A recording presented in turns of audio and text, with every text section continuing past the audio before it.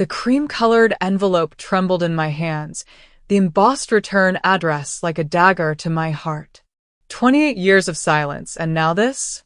I traced my fingertips over my daughter's name, Rebecca Harrington, née Bronker, and felt the familiar ache bloom in my chest. The invitation had arrived precisely 3 days after the newspapers splashed my face across their front pages with headlines about the bookstore owner's billion-dollar windfall. Some coincidences are too perfect to ignore. I am Emily Bronker, 65 years old, and until recently, I was invisible to my only child. A minor fallout, that's what others would call it if they knew. Just a disagreement blown out of proportion. But those words minimized the bomb that detonated my life that December evening 28 years ago. I was 37 then, my hands raw from working double shifts at the diner and night cleaning at the local high school. My body perpetually tired, but my heart full of pride watching Rebecca flourish at college. I had done that, sacrificed everything to give her opportunities one never had. When my husband walked out on us when she was just 4, I made a silent vow that my daughter would never want for anything essential, even if it meant I went without. And I did go without. Meals, new clothes, dentist appointments, all sacrificed so Rebecca could have her dance lessons, academic tutoring, summer camps. I lived on coffee and determination, building my life around her success. "Mom, I don't understand why you won't just take night courses," she'd say during her college years, her voice edged with embarrassment when her friends visited our small apartment. "You're smart. You could do better than waitressing." I'd smile and agree, knowing the cost of those courses would mean cutting her semester abroad in Paris. Dreams have priorities, and mine was her. When she met Charles Harrington during her senior year, I sensed the shift immediately. He came from old money, with a sharp smile that never reached his eyes and opinions that filled every room. I watched my bright, opinionated daughter grow quieter around him, her edges softening to fit the mold he created. "Charles thinks" became the preface to every sentence. "Charles thinks I should wear my hair longer." "Charles thinks political science is a better major than art history." "Charles thinks I should consider his family's country club for the wedding venue." The wedding. I sold my mother's gold locket, the only item of value I owned, to buy a dress that wouldn't embarrass her. Standing in that cathedral among people who evaluated worth by designer labels and vacation properties, I felt like an intruder. Charles's mother, dripping in diamonds, barely acknowledged me during the reception. "Which table are you seated at, dear?" she'd asked, though she'd been part of the seating arrangements. I weathered it all for Rebecca, swallowing my pride with each champagne toast. During the father-daughter dance, Charles's father stepped in where my ex-husband should have been, and I told myself it didn't matter who danced with her as long as she was happy. But was she happy? The question nagged at me in the months that followed as I watched her transform into a society wife. Our weekly lunches became monthly, then quarterly, each meeting more stilted than the last. She spoke of charity galas and renovations while I shared stories from the diner, feeling the gulf between us widen with each conversation. The breaking point came at her housewarming party, a lavish affair in their Georgian mansion where I served as little more than another caterer, refilling drinks and collecting empty plates while Rebecca pretended not to notice. I found her alone in the kitchen, mascara smudged, knuckles white around a crystal glass. "Sweetheart, what's wrong?"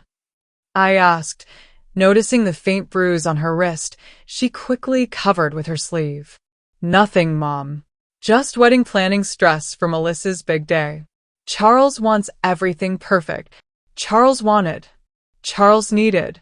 Charles insisted." Something snapped inside me. "Rebecca, listen to yourself. When was the last time you mentioned what you want? This isn't the daughter I raised.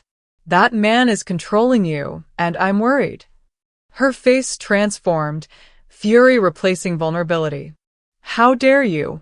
Charles has given me everything. What have you ever given me except embarrassment? Do you know his mother asked if you were the help tonight? The words stung, but I pressed on. I gave you everything I had, Rebecca. And I'm still here, telling you what you need to hear. That man doesn't love you. He owns you. Get out. Her voice was ice. You're jealous because I have what you never could. A beautiful home, financial security, respect.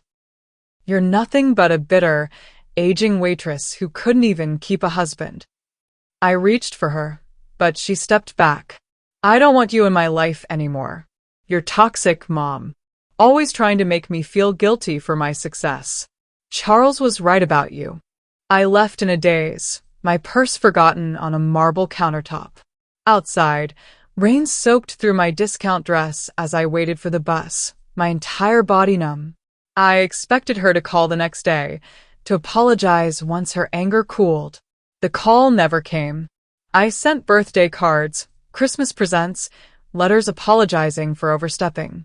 Each one met with silence. I drove by their house once, 6 months later, and saw her in the garden, her belly swollen with my first grandchild. I called her name. She looked up, made eye contact, then turned and walked inside. That was the moment I truly understood. This wasn't a temporary rift.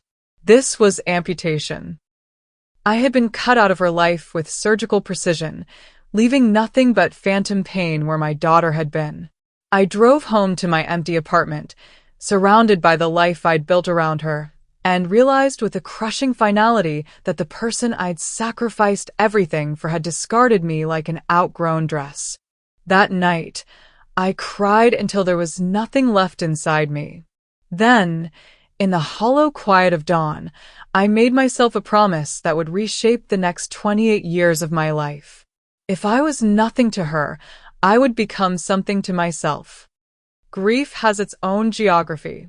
In the years that followed Rebecca's rejection, I mapped its terrain with painful precision. The valleys of despair where I couldn't rise from bed, the plateaus of numbing routine, the occasional peaks of distraction when I could forget, briefly, that I'd lost my only child. The first Christmas was the hardest. I worked a double shift at the diner, volunteering so others could be with their families. The manager, Dottie, gave me a concerned look when I arrived hours early. You should be home putting your feet up, Emily. It's Christmas. Home. The word had lost its meaning. Home was where your heart lived, and mine had locked me out. I'd rather be busy, I said, tying my apron with hands that had aged 10 years in 6 months. By the second year, I had developed a system for surviving the void. I worked holidays. I avoided family restaurants where grandmothers doted on toddlers. I changed the channel when diaper commercials came on. I trained myself not to look at children who resembled what I imagined my grandchildren might look like. My first grandchild, a boy named James, I learned from a birth announcement in the local paper, was born 13 months after our fallout. I sent a handmade quilt that took me 3 months of nights to complete, each stitch a prayer for reconciliation. It was returned unopened. For her second child, Emma, born 2 years later, I sent nothing but silent wishes across the city that separated us. The seasons cycled. I turned 40, then 45. My hair grayed, and I stopped coloring it. What was the point of vanity when the only person whose opinion mattered had dismissed me from her life? I continued working at the diner, where regular customers became a kind of surrogate family. There was old Mr. Finch, who came every Tuesday for meatloaf and told me stories about his time as a merchant marine. Widow Jenkins, who brought me jam from her garden and never failed to ask how I was really doing. The college students who adopted me as a surrogate mother figure, seeking advice about relationships and career choices. You give the best advice, Emily. One of them, a bright-eyed girl named Sophie, told me. You should have been a therapist or something. Just lived a lot of life, honey, I replied, refilling her coffee cup. I lived frugally in my small apartment, saving every extra penny. The habit was ingrained from years of single motherhood, setting aside money for Rebecca's future.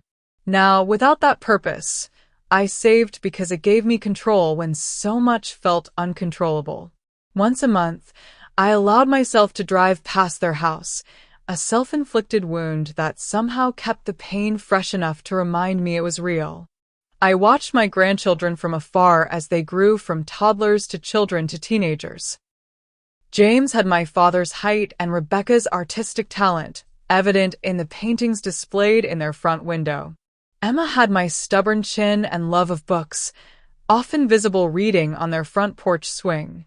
On Emma's 10th birthday, I parked across the street and watched clowns and ponies entertain a yard full of laughing children. Her small face, alight with joy, pressed against the bouncy castle window. For a moment, our eyes met across the distance, and I wondered if some cellular recognition stirred in her, if blood could call to blood across the void of unshared history. Then Rebecca appeared, placing a protective hand on Emma's shoulder and scanning the street with suspicious eyes. I drove away before she could spot me, the familiar ache refreshed. Time passed differently in the void years. Months would blur together in monotonous routine, then a single moment. Catching sight of Rebecca at the grocery store and ducking behind a display, or overhearing someone mention the Harringtons' latest European vacation, would stop time completely. I filled the emptiness with small rituals. Sunday mornings, I'd walk in the park and feed the ducks, imagining alternate realities where small children called me grandma as they threw breadcrumbs. Thursday evenings, I attended community college classes, first accounting, then business management. Education became my companion, textbooks and assignments filling the quiet hours that stretched before me. "You're one of our most dedicated students," my accounting professor remarked after I aced another exam. "Most people your age aren't interested in starting new careers." I didn't tell him I wasn't building a career. I was building a life raft. Gradually, almost imperceptibly, the crushing grief began to transmute into something else. Not acceptance. I would never accept the injustice of being excised from my family. Rather, a quiet, burning determination took root. If I couldn't be a mother or grandmother, I would discover who else Emily Bronker could be. I began volunteering at the library, leading reading groups for elderly shut-ins. I joined a hiking club and discovered muscles I'd forgotten existed. I opened a small savings account specifically for what I privately called my someday fund, money set aside for a dream I barely dared articulate. "You should open that bookstore you're always talking about," Dottie said one day as we counted the register. "With your head for numbers and love of stories, you'd be perfect." The bookstore dream had started as a whisper, a wouldn't-it-be-nice fantasy during particularly long shifts. A small, welcoming space with worn leather chairs and the scent of fresh coffee.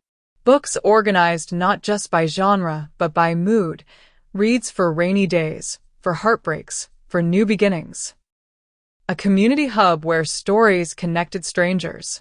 When I'd mentioned it once to Rebecca during her college years, she'd laughed. "Mom, bookstores are dying businesses. Besides, you don't have the capital or the background. Stick to what you know." The memory of her dismissal still stung, but now it carried a new sensation alongside the pain: defiance. By year 10 of the void, I had settled into a life that, while missing its central piece, had structure and purpose. I worked, saved, studied, and guarded my heart against hope. Hope was dangerous. It left you vulnerable to fresh disappointment. Then came the Christmas of year 15, when the void spoke back. A card arrived, Rebecca's handwriting instantly recognizable on the envelope. My hands shook so badly, I could barely open it. Inside was a formal family portrait: Rebecca, Charles, 16-year-old James, and 14-year-old Emma, posed before their grand staircase in coordinating outfits. No personal note. No invitation to reconnect.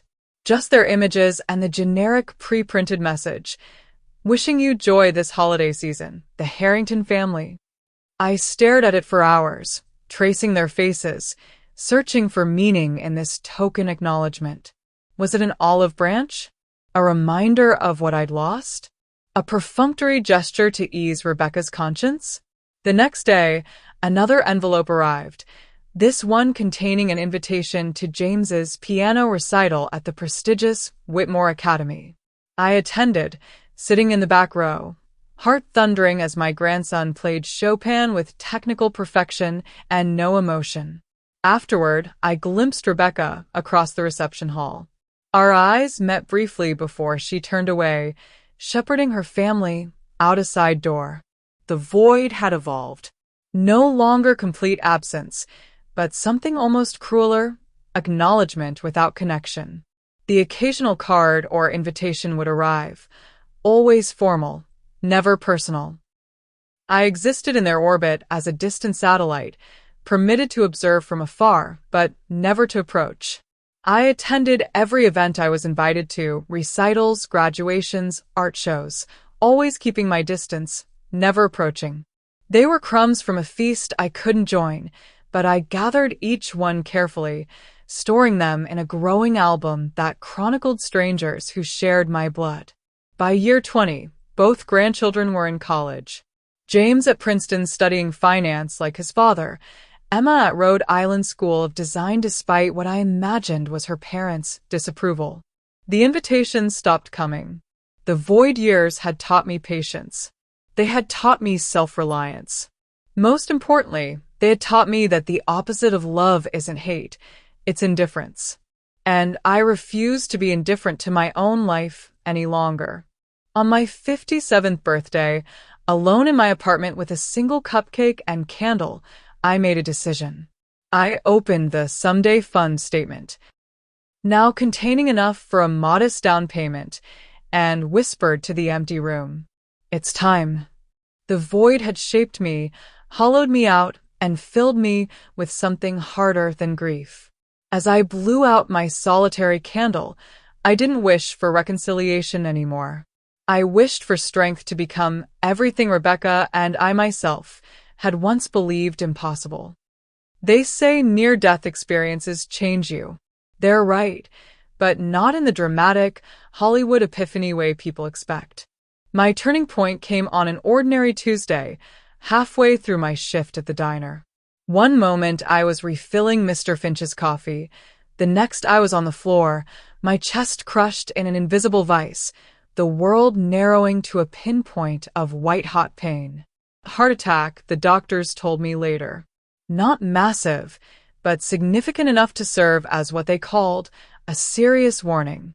3 days in the cardiac ward gives a woman time to think. The sterile hospital room became my monastery, the rhythmic beep of monitors my meditation bell. I watched the parade of visitors to other patients, spouses clutching hands, children bearing flowers, friends smuggling in home-cooked meals. My visitors were Dottie, who brought me a romance novel I'd never read, and Sophie, now a college graduate, who sat awkwardly at my bedside. "Is there someone I should call for you, Emily?" The nurse asked on the second day, her eyes filled with the particular pity reserved for the alone.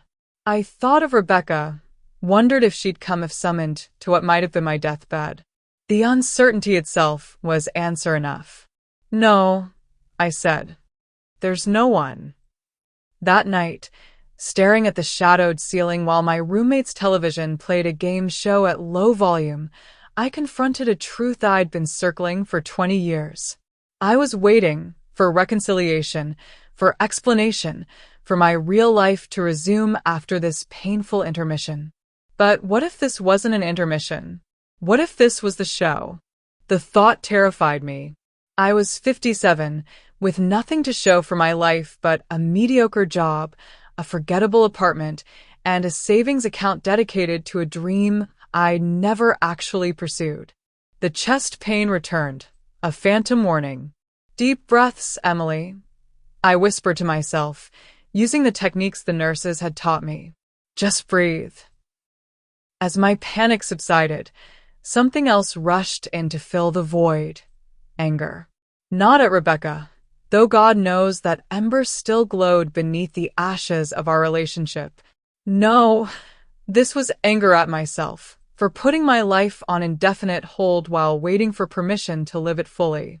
I had survived raising a child alone. I had survived rejection by that same child. I had survived 20 years of exile from my own family. And here I was surviving a heart attack that would have killed many. Emily Bronker was, if nothing else, a survivor. But was surviving enough? When the cardiologist came on rounds the next morning, I had questions ready. Not about medication or risk factors, but about possibilities. Can I go back to college full-time? Start a business? Travel? I asked, watching his eyebrows rise with each question. Well, he said, adjusting his glasses, with proper medication and lifestyle changes, there's no reason you can't lead a normal life. I'm not interested in normal, I replied, surprising myself with the firmness in my voice. I'm interested in extraordinary. He laughed, then realized I was serious. Just start slow, Mrs. Bronker. Rome wasn't built in a day. But I didn't have days to waste anymore. The heart attack had done what 20 years of estrangement couldn't. It had shattered the illusion that time was infinite. I was discharged with prescriptions, dietary restrictions, and a follow-up appointment. Dottie drove me home, fussing like a mother hen as she stocked my refrigerator with heart-healthy foods and set up a pill organizer on my counter. Promise me you'll take it easy, she said, hands on hips. Doctor says no work for at least 2 weeks. I promise, I said, already planning how to use those 2 weeks. The moment she left, I pulled out my laptop, a refurbished model I'd bought for my community college courses, and began researching. Business loans for seniors.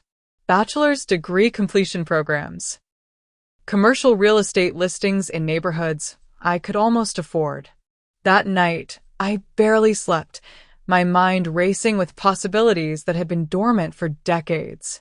By dawn, I had a plan, ambitious, perhaps even foolhardy, but a plan nonetheless. First step, education. I'd completed various courses over the years, but never committed to a degree program. That would change. I registered for full-time classes at the local university, using my modest savings to cover the first semester's tuition. Business administration with a minor in literature, practical yet feeding my passion. Second step, work transformation. I couldn't quit the diner immediately. Bills needed paying, but I negotiated a schedule change with Dottie, concentrating my shifts on weekends to leave weekdays free for classes. You sure about this, Emily? Dottie asked, concern evident in her furrowed brow. School's expensive, and you're not getting any younger. That's precisely why I'm doing it, I replied. I'm not getting any younger. The third step was the most daunting. I began researching investment strategies, determined to make my limited savings work harder. The financial world was intimidating, filled with terminology designed to exclude outsiders. But I'd raised a child on waitress tips during a recession. Intimidating was my natural habitat. I started small, a certificate of deposit here, a modest stock purchase there. I read voraciously, haunting the public library's business section and participating in free investment seminars. Slowly, methodically, I built my financial literacy alongside my formal education. University life was a shock to my system. Surrounded by students young enough to be my grandchildren, I felt conspicuous in every classroom. The technology alone was overwhelming. Online portals, digital textbooks, cloud-based assignments. Excuse me, I asked a young man with kind eyes after our first economics lecture. Could you show me how to access the reading materials? I'm a bit lost with all this. His name was Tariq, a 22-year-old with the patience of Job. He became my unofficial tech guru, helping me navigate the digital landscape with humor and zero condescension. You're the smartest person in this class, Ms. B, he told me after I aced our first exam. These kids don't know what hit them. Gradually, I found my tribe among the non-traditional students, Divorced mothers returning to complete interrupted educations, veterans transitioning to civilian careers, early retirees pursuing long-deferred dreams. We formed study groups and support circles, comparing notes on balancing adult responsibilities with academic demands. My apartment transformed into a miniature war room, wall charts tracking investment performance, color-coded calendars managing my schedule, sticky notes clustering around a central map of the city where I'd circled potential locations for my future bookstore. The Someday Fund was now the 2025 Fund, a concrete goal with a timeline attached. The physical changes came next. The heart attack had forced a revolution in my diet and exercise habits. I joined a senior swim class at the YMCA, my body initially protesting every movement. But water was forgiving, allowing me to rebuild strength without strain. Within months, I could complete 20 laps without pausing, my lungs and heart growing stronger with each stroke. "Your numbers are improving," my cardiologist remarked at my 6-month checkup, reviewing my chart with undisguised surprise. "Whatever you're doing, keep it up." What I was doing was living with purpose for the first time in decades. The void still existed. I still drove past Rebecca's house occasionally, still kept the album of distant sightings and formal invitations, but it no longer defined me. It was a scar rather than an open wound, a part of my story, but not its conclusion. By the end of my first year of full-time study, I had earned a 3.9 GPA, grown my savings by a cautious but significant percentage, and lost 20 pounds of stress weight I hadn't realized I was carrying. When I looked in the mirror, a stranger looked back, a woman with clear eyes, improved posture, and the beginning of a genuine smile. "You're glowing, Emily," Sophie remarked during one of her visits. Now a marketing executive at a downtown firm, she still made time for our monthly coffees. "I've never seen you like this." "I've never been like this," I admitted. "At least, not that I can remember." The transformation wasn't just external. Inside, where the void had carved hollow spaces, new growth was occurring. I found myself laughing more freely, speaking up in class discussions, even flirting mildly with a silver-haired professor who taught Shakespeare as a revolutionary. One evening in late spring, I attended a business networking event organized by the university. Dressed in a navy suit I'd splurged on, investment in one's appearance being a business expense, I decided. I mingled awkwardly among established entrepreneurs and ambitious students. "First time?" asked a woman about my age, offering a glass of sparkling water. Her name was Judith Bergman, owner of 3 successful stationery stores across the city. When I hesitantly shared my bookstore cafe dream, expecting the usual polite skepticism, she leaned forward with genuine interest. "The market's shifting back, you know," she said. "Independent bookstores are seeing a renaissance. People want community spaces, authenticity. They're tired of algorithms telling them what to read." We talked for hours, long after the official event ended. Judith became my first true mentor, offering practical advice, industry connections, and most importantly, validation that my dream wasn't a foolish fantasy. "You have something many entrepreneurs lack," she told me. "Perspective. Life experience. You know what really matters." When my second-year studies began, I approached it with newfound confidence. I joined the investment club, where my cautious but consistent strategy earned respect from peers half my age. I volunteered to present in class, my voice growing stronger with each public speaking opportunity. I even published 2 essays in a university literary magazine, reflections on resilience that carefully avoided specifics while mining the emotional truth of my journey. Then came the internship opportunity that would accelerate everything. The university's Entrepreneurship Center offered competitive positions with local businesses, and I applied without expecting selection. When the acceptance email arrived, I stared at it for long minutes, certain there had been a mistake. "Dottie, I got it," I said that evening, showing her the email during my dinner shift. "Of course you did," she replied, as if there had never been any doubt. "When do you start?" The internship was with a boutique investment firm specializing in small business funding. 3 days a week, I worked alongside financial analysts and consultants, absorbing their knowledge like a sponge. My age, initially a perceived liability, became an unexpected asset. "Emily understands risk differently," my supervisor explained to a client. "She evaluates with the wisdom that only time can provide." By the end of the internship, they offered me a part-time position I could maintain while completing my degree. The salary was modest but represented something priceless: professional validation.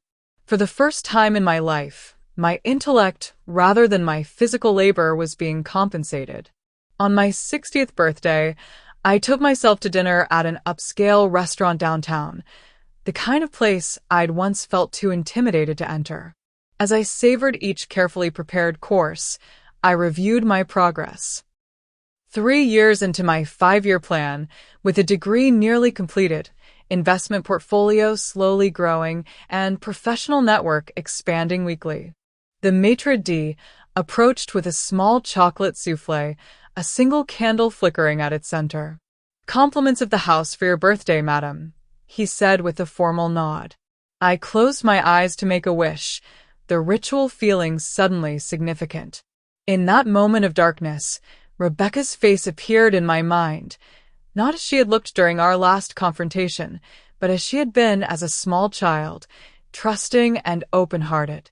The pain was still there, a shadow beneath everything I'd built. But as I opened my eyes and blew out the candle, I realized my wish had changed. I no longer wished for reconciliation or even understanding. I wished for completion, to become fully myself, to fulfill the potential that had been deferred but never destroyed. The turning point wasn't just surviving a heart attack. It was choosing to live fully in its aftermath. As I paid my bill and stepped into the cool evening air, I felt something unfamiliar settle into my bones. Not happiness exactly, but something more sustainable. Purpose. Direction. The quiet satisfaction of a woman who, at 60, was just beginning to understand her own power. The void years had taken much from me, but they had given something in return: the freedom to reinvent myself without constraint or expectation.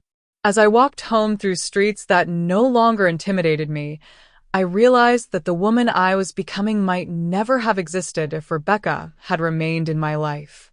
It was a bitter truth, but one I was finally strong enough to acknowledge. Sometimes the worst thing that happens to you can lead to the best version of yourself, not because the pain was justified, but because you refuse to let it be the end of your story.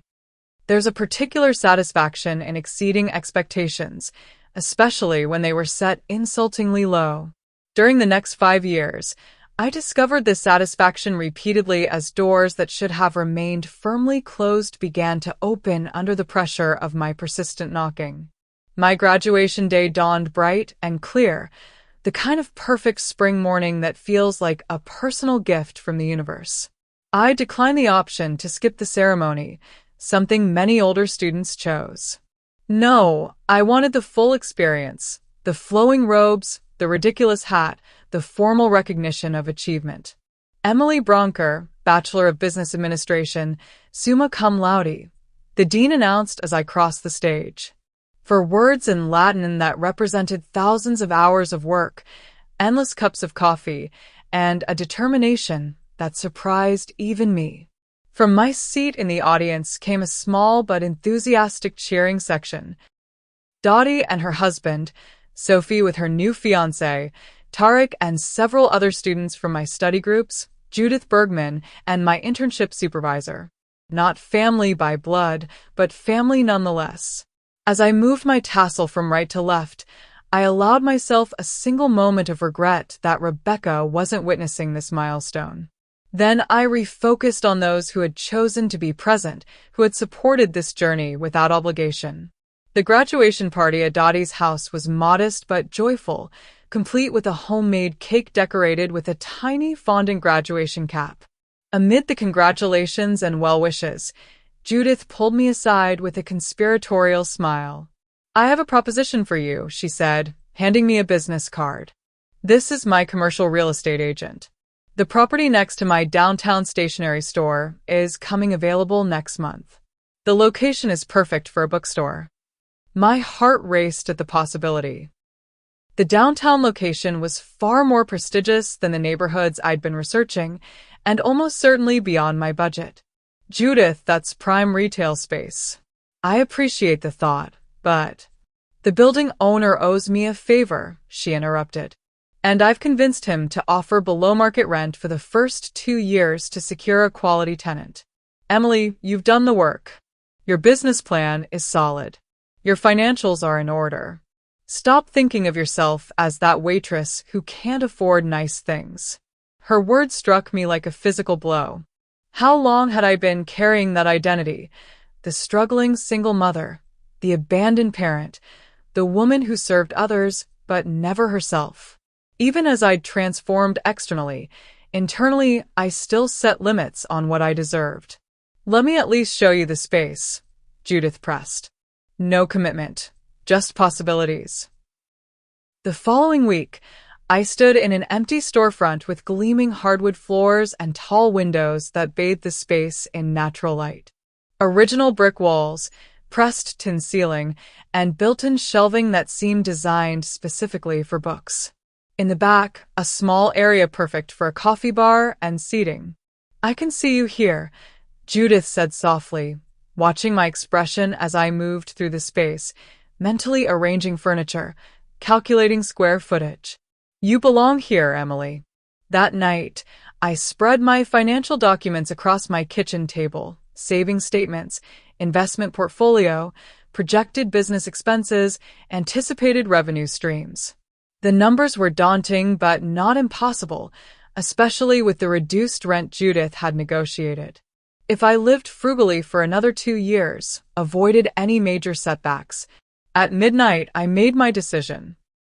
By noon the next day, I'd signed a lease and submitted loan applications to 3 different banks, using my business plan and newly minted degree as evidence of credibility.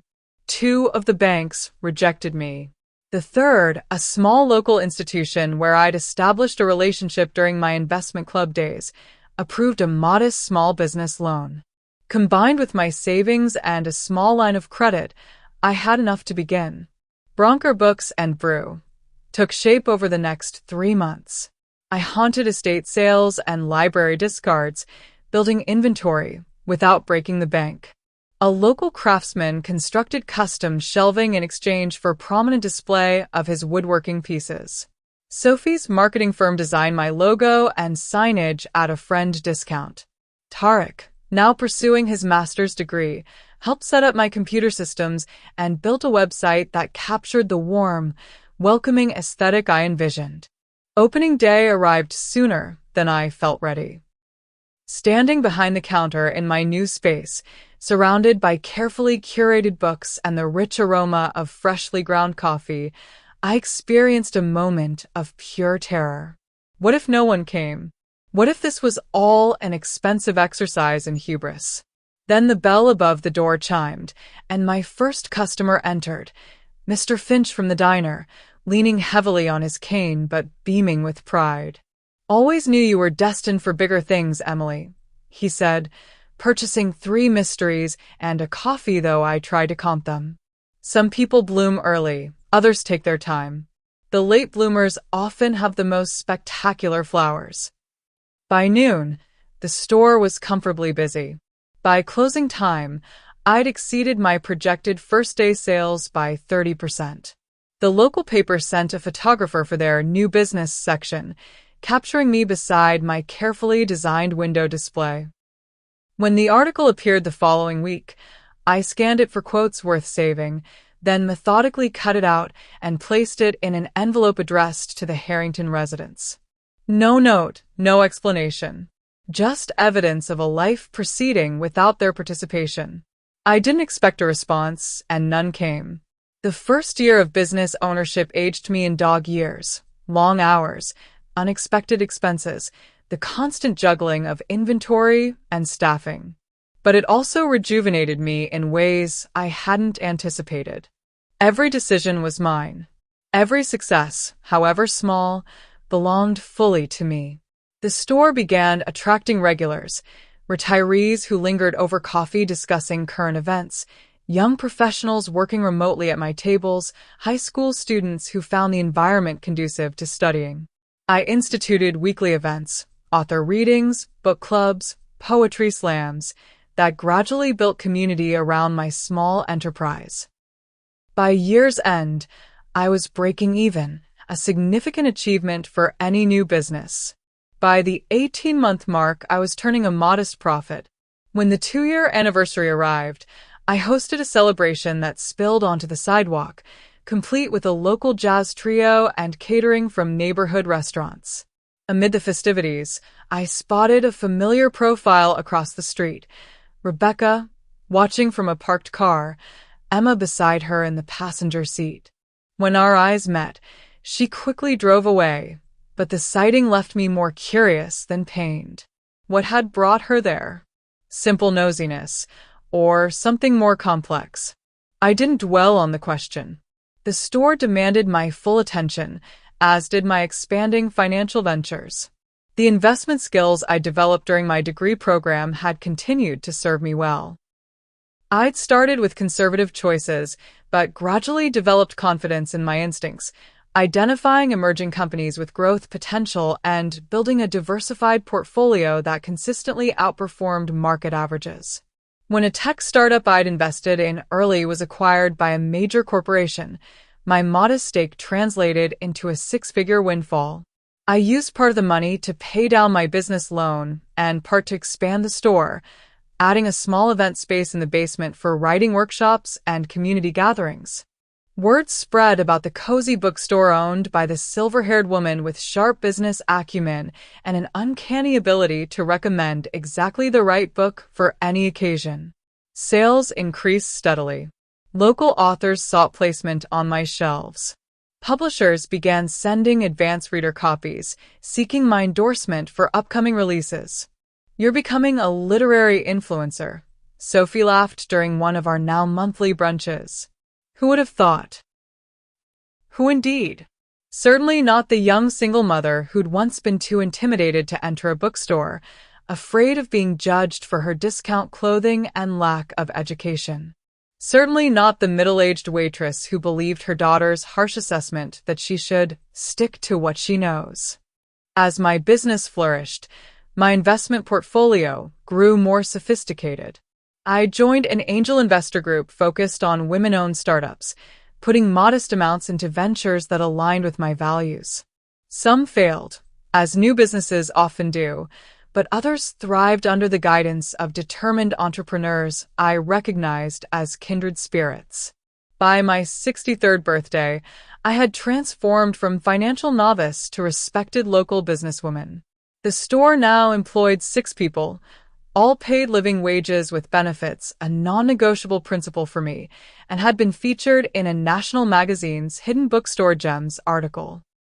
My net worth, while not placing me among the truly wealthy, had grown to a figure that would have seemed fantastical to my younger self. More significant than the financial changes were the internal ones. The void remained.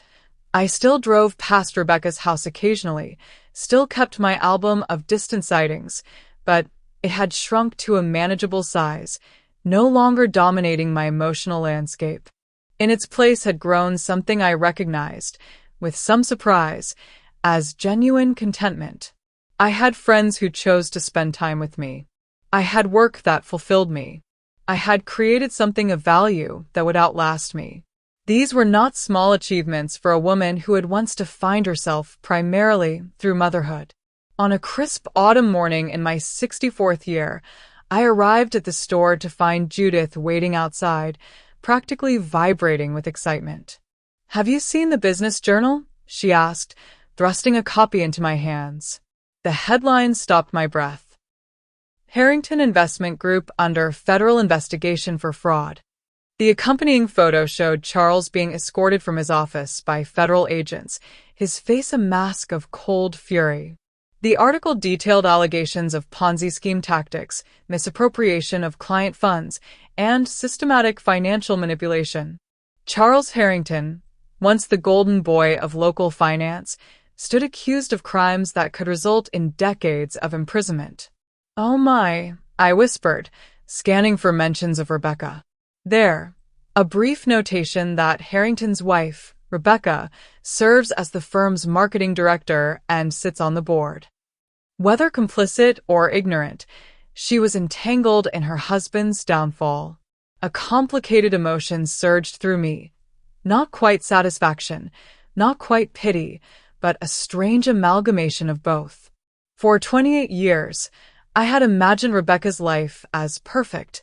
Wealth, status, the very things she had chosen over maintaining a relationship with me. Now, that carefully constructed facade was crumbling publicly, spectacularly. "Are you okay?" Judith asked, studying my expression. "I'm not sure," I admitted, "but I will be." That evening, I researched the case more thoroughly, reading every article I could find about the investigation. The picture that emerged was one of long-term financial manipulation, with clients' retirement funds used to maintain the Harringtons' lavish lifestyle, while actual investments faltered. The firm was facing bankruptcy. Personal assets were being frozen. For 3 weeks, I followed the unfolding story without taking any action. I learned that Rebecca and Charles had been forced to list their mansion for sale, that James had resigned from his position at a prestigious New York firm to distance himself from the scandal, that Emma had issued a statement expressing shock and requesting privacy.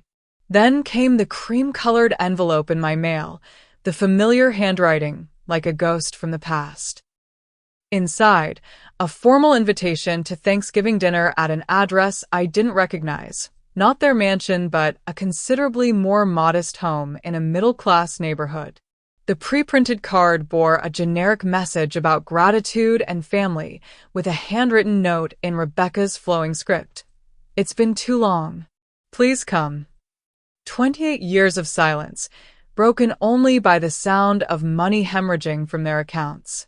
Some coincidences were too perfect to ignore.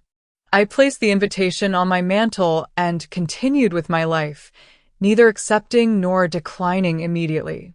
The decision deserved careful consideration, free from both sentimentality and vindictiveness. 1 week before Thanksgiving, another headline caught my attention. Local bookstore owner wins $500 million Powerball. The accompanying photo showed me accepting an oversized check, my expression a mixture of shock and delight. The lottery ticket had been a whim, purchased during a rare moment of spontaneity. I'd been so busy running the store and managing investments that I'd nearly forgotten about it until the winning numbers were announced during a morning news segment I half heard while opening the shop. Overnight, I transformed from comfortable business owner to legitimate multimillionaire.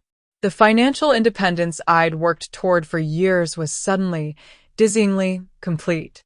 The timing was impeccable, almost as if the universe itself had decided to place a thumb on the scales of justice. 3 days after the news broke, Rebecca's Thanksgiving invitation arrived. Some coincidences were too perfect to ignore. $500 million changes everything and nothing simultaneously.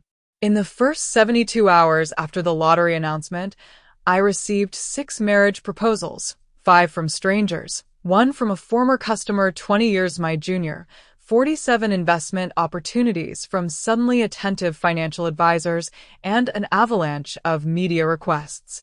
My small apartment building, where I'd lived quietly for decades, became a pilgrimage site for news vans and curiosity seekers. The bookstore's phone rang constantly with calls from distant relatives I'd never heard of, childhood acquaintances with convenient medical emergencies, and charities both legitimate and questionable. "You need security," insisted Malcolm, my longtime attorney, during our emergency meeting, "and a strategy for managing both the money and the attention." Malcolm had been handling my legal matters since I opened the bookstore, a cautious, thorough man with wire-rimmed glasses and an encyclopedic knowledge of business law. Now, he'd assembled a team of specialists, financial advisors, security consultants, public relations experts, all watching me with the particular intensity reserved for those who suddenly control vast resources. First priority is protecting you physically, said the security consultant, a former police officer with a no-nonsense demeanor. Your current residence is completely exposed. You'll need to relocate, at least temporarily. Second priority is protecting your assets, added the financial advisor, sliding across a folder thick with documents. We need to establish trusts, investment structures, tax planning. Third priority is managing public perception, the PR specialist interjected. Right now, you're just a human interest story, the grandmotherly bookstore owner who struck it lucky. We want to keep that narrative positive. I listened to their overlapping concerns, feeling oddly detached from the proceedings. $500 million. The figure itself seemed abstract, theoretical, monopoly money rather than actual wealth. What about the bookstore? I asked, interrupting a detailed explanation of blind trusts. I want to keep working. They exchanged glances that clearly communicated their belief that I didn't understand my new reality.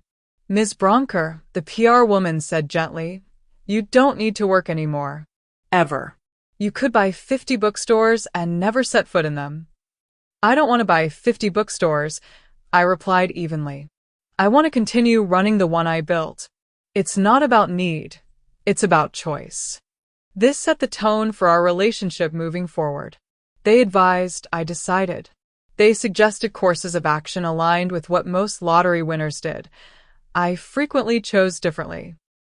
They spoke of wealth management in terms of maximum growth. I spoke of it in terms of purposeful impact. The first major decision involved housing. My apartment, while comfortable, had become untenable given the constant media presence. The security team recommended a gated community or high-rise with doorman service. Instead, I purchased a Victorian townhouse just blocks from my bookstore, a property I'd admired for years as I walked past its intricate ironwork and stained glass windows. It's too visible, the security consultant objected. Anyone could approach the front door. Then we'll install appropriate security measures, I countered. I won't be chased from the neighborhood I helped revitalize. Moving day came with its own surreal quality. My modest furniture looked almost comical in the spacious rooms of the townhouse. Decades of carefully chosen possessions barely filled a single floor of the 3-story home. We can furnish the entire place immediately, offered my newly hired personal assistant, a competent young woman named Diane. Just say the word. No, I decided, running my hand along the ornate banister. I want to choose each piece thoughtfully. This isn't about filling space. It's about creating a home. The media frenzy continued, intensifying after I declined most interview requests. Mystery sells better than accessibility, and my reluctance to embrace celebrity status made me more intriguing to the public. Paparazzi lurked near the bookstore, capturing unflattering photos of me performing mundane tasks. Online forums speculated about my background, my potential mental health issues. Why else would a multimillionaire continue working? And my non-existent romantic entanglements. Amid this chaos came practical considerations. The Lottery Commission required public disclosure of my identity, but financial structures could be created to shield specific assets. Malcolm's team established a series of trusts and foundations, each designed for different purposes. The Emily Bronker Living Trust, the Bronker Family Educational Foundation, the Second Chapter Charitable Fund. Family? I questioned when Malcolm reviewed the names. Bit optimistic, isn't it? He removed his glasses, polishing them carefully before responding. Emily, you don't have to decide the beneficiaries immediately. The structures give you flexibility for future decisions. Future decisions. The phrase lingered as I signed document after document, officially transforming from lottery winner to philanthropist, investor, foundation chairman. With each signature, I gained more control over the wealth while simultaneously creating distance between it and my daily existence. The money became increasingly abstract, numbers on statements, funds flowing between entities, assets under management. You should consider hiring a chief financial officer, suggested the wealth management specialist. Someone who can oversee the entire enterprise while you focus on, well, whatever you wish to focus on. What I wished to focus on was understanding my new power, the unexpected leverage that $500 million created. I began researching philanthropy with the same intensity I'd once applied to business studies, reading biographies of great donors, analyzing the structures of successful foundations, identifying areas where targeted giving could create systemic change rather than temporary relief. Sleep became elusive. I'd wake at 3 a.m., mind racing with possibilities and responsibilities. The freedom was both exhilarating and terrifying. No external constraints, no practical limitations, just the question of what I truly valued and how money might serve those values. The bookstore became my sanctuary, the one place where life maintained some semblance of normalcy. I reduced my hours slightly, but insisted on opening the shop 3 mornings a week, greeting regular customers and recommending titles as I'd always done. Many pretended not to notice my changed circumstances. Others awkwardly congratulated me before hurriedly changing the subject. You could franchise, suggested a business consultant hired by my advisory team. Bronker Books and Brew could become a national brand. The personal story sells itself. Waitress to millionaire entrepreneur.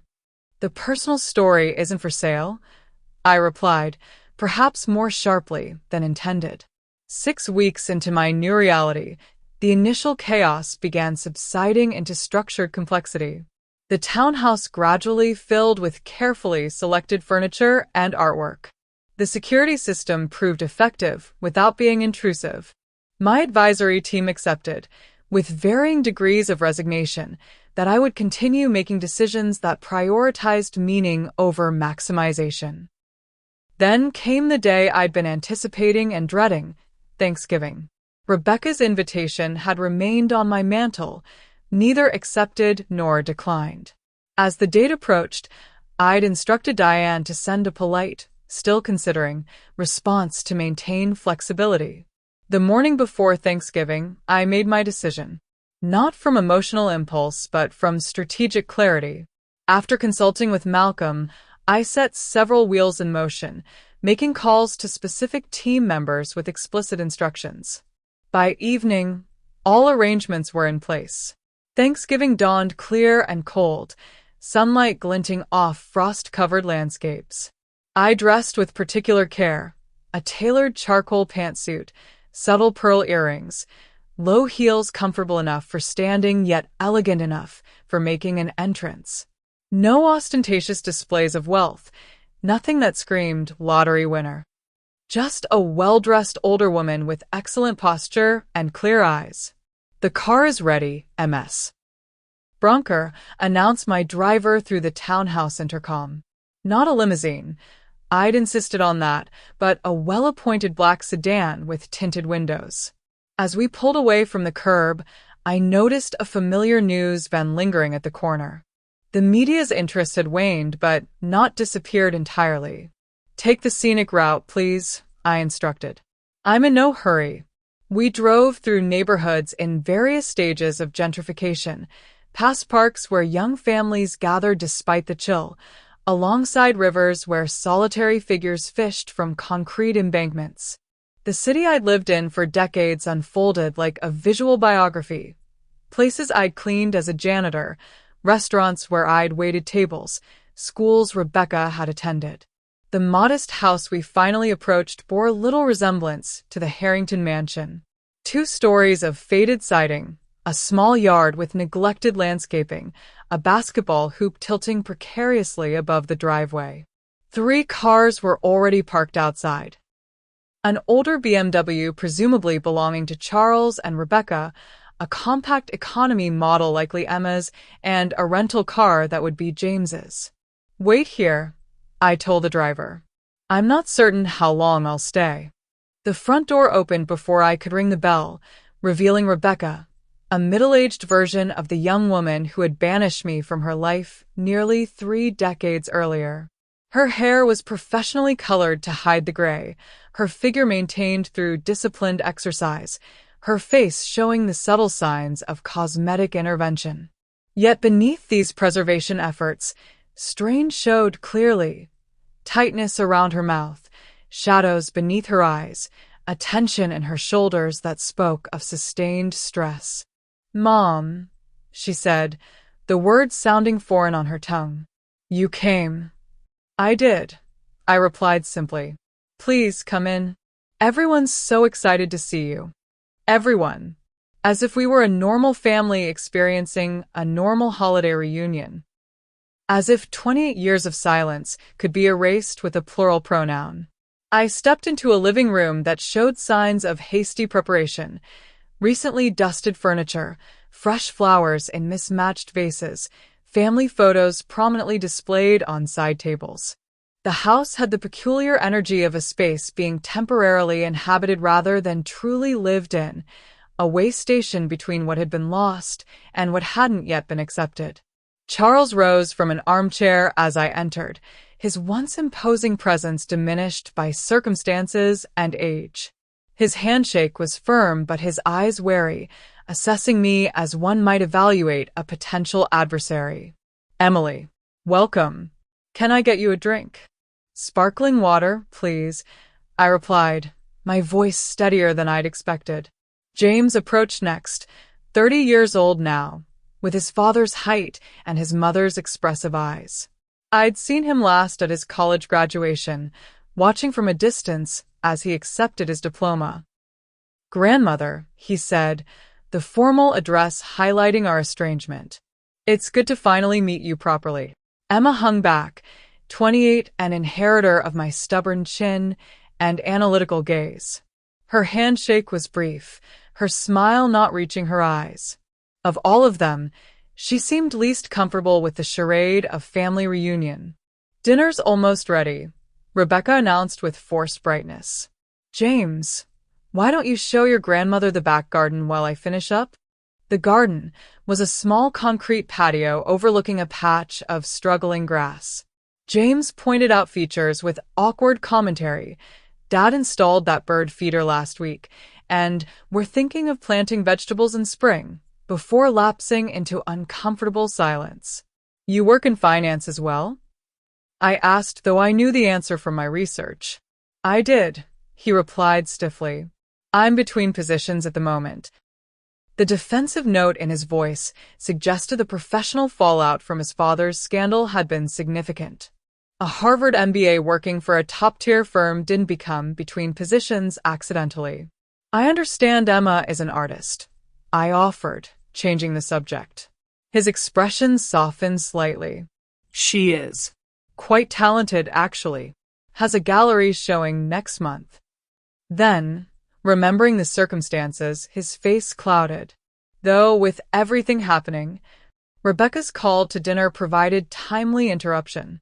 We gathered around a dining table clearly brought from their previous home, too large for the space, its mahogany surface gleaming incongruously beneath a modest chandelier. The meal itself spoke volumes about their changed circumstances. Store-bought rolls rather than the artisanal bread they would have served in better days. A small turkey instead of the heritage breed they'd likely showcased previously. Wine poured into mismatched glasses, some crystal, some clearly from a discount store. The conversation lurched between strained pleasantries and awkward silences. Rebecca orchestrated discussion topics with the determination of a symphony conductor facing an unruly orchestra. James's job prospects, deliberately vague. Emma's upcoming exhibition, described with diminishing enthusiasm. Community events, selected to suggest continued social relevance. Charles remained largely silent, offering occasional comments about the food or weather while avoiding substantive topics. His eyes frequently darted to his smartphone, checking for messages that might determine his fate. Halfway through the main course, Rebecca finally approached the elephant trampling through her dining room. We were all so surprised and delighted, of course, to hear about your good fortune, she said, refilling my water glass with exaggerated care. The bookstore must be doing wonderfully. It's holding its own, I replied neutrally, though recent events have created certain challenges. I can imagine, Emma interjected with surprising sharpness. Suddenly, everyone wants something from you, right? Amazing how money changes perspectives. Rebecca shot her daughter a warning glance. Emma. What? Emma countered. We're pretending this isn't about the lottery? That we'd all be sitting here if grandmother was still just a bookstore owner? The blunt assessment hung in the air like smoke, acrid and impossible to ignore. Actually, I said calmly, placing my napkin beside my plate, I was running a successful business and had a comfortable life before the lottery. The windfall simply accelerated certain financial realities.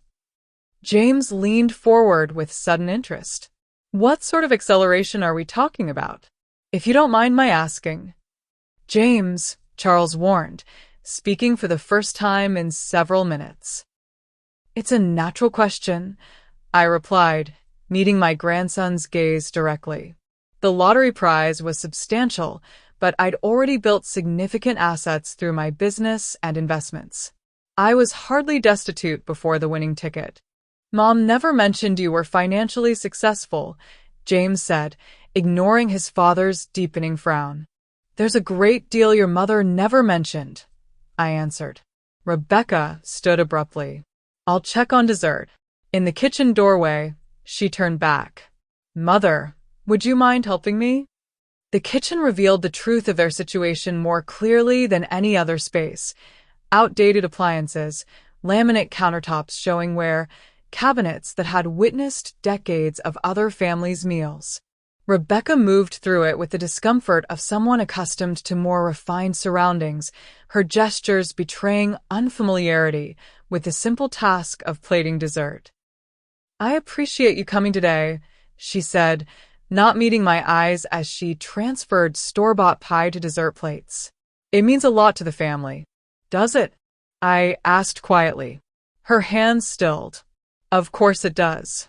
We've missed you. 28 years is a long time to maintain an absence, Rebecca. She turned to face me then, her expression a complex mixture of defiance and desperation.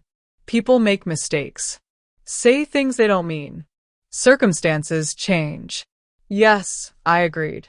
They certainly do.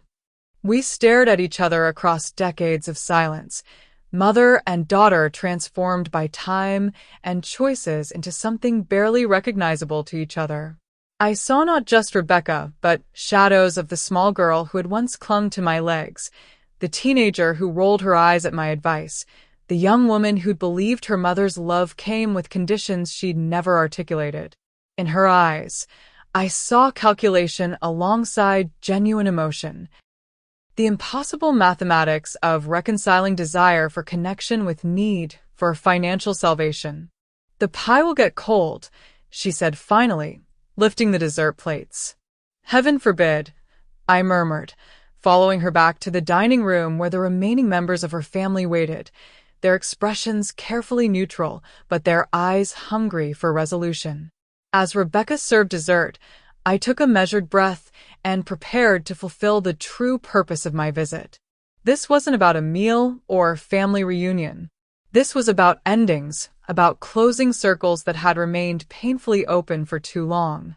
The windfall had changed everything and nothing. It had given me resources beyond imagination but couldn't alter the fundamental breach that had shaped nearly 3 decades of our separate lives. What it had provided was something more valuable than money itself, the power to conclude this chapter on my own terms. So, Charles said, breaking an extended silence, have you established any foundations or charitable giving programs with your new resources?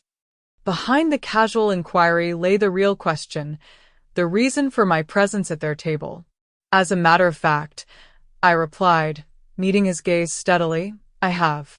Would you like to hear about them?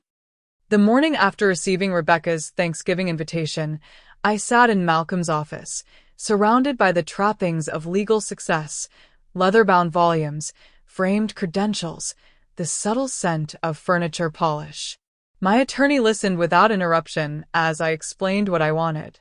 "It's possible," he said finally, removing his glasses.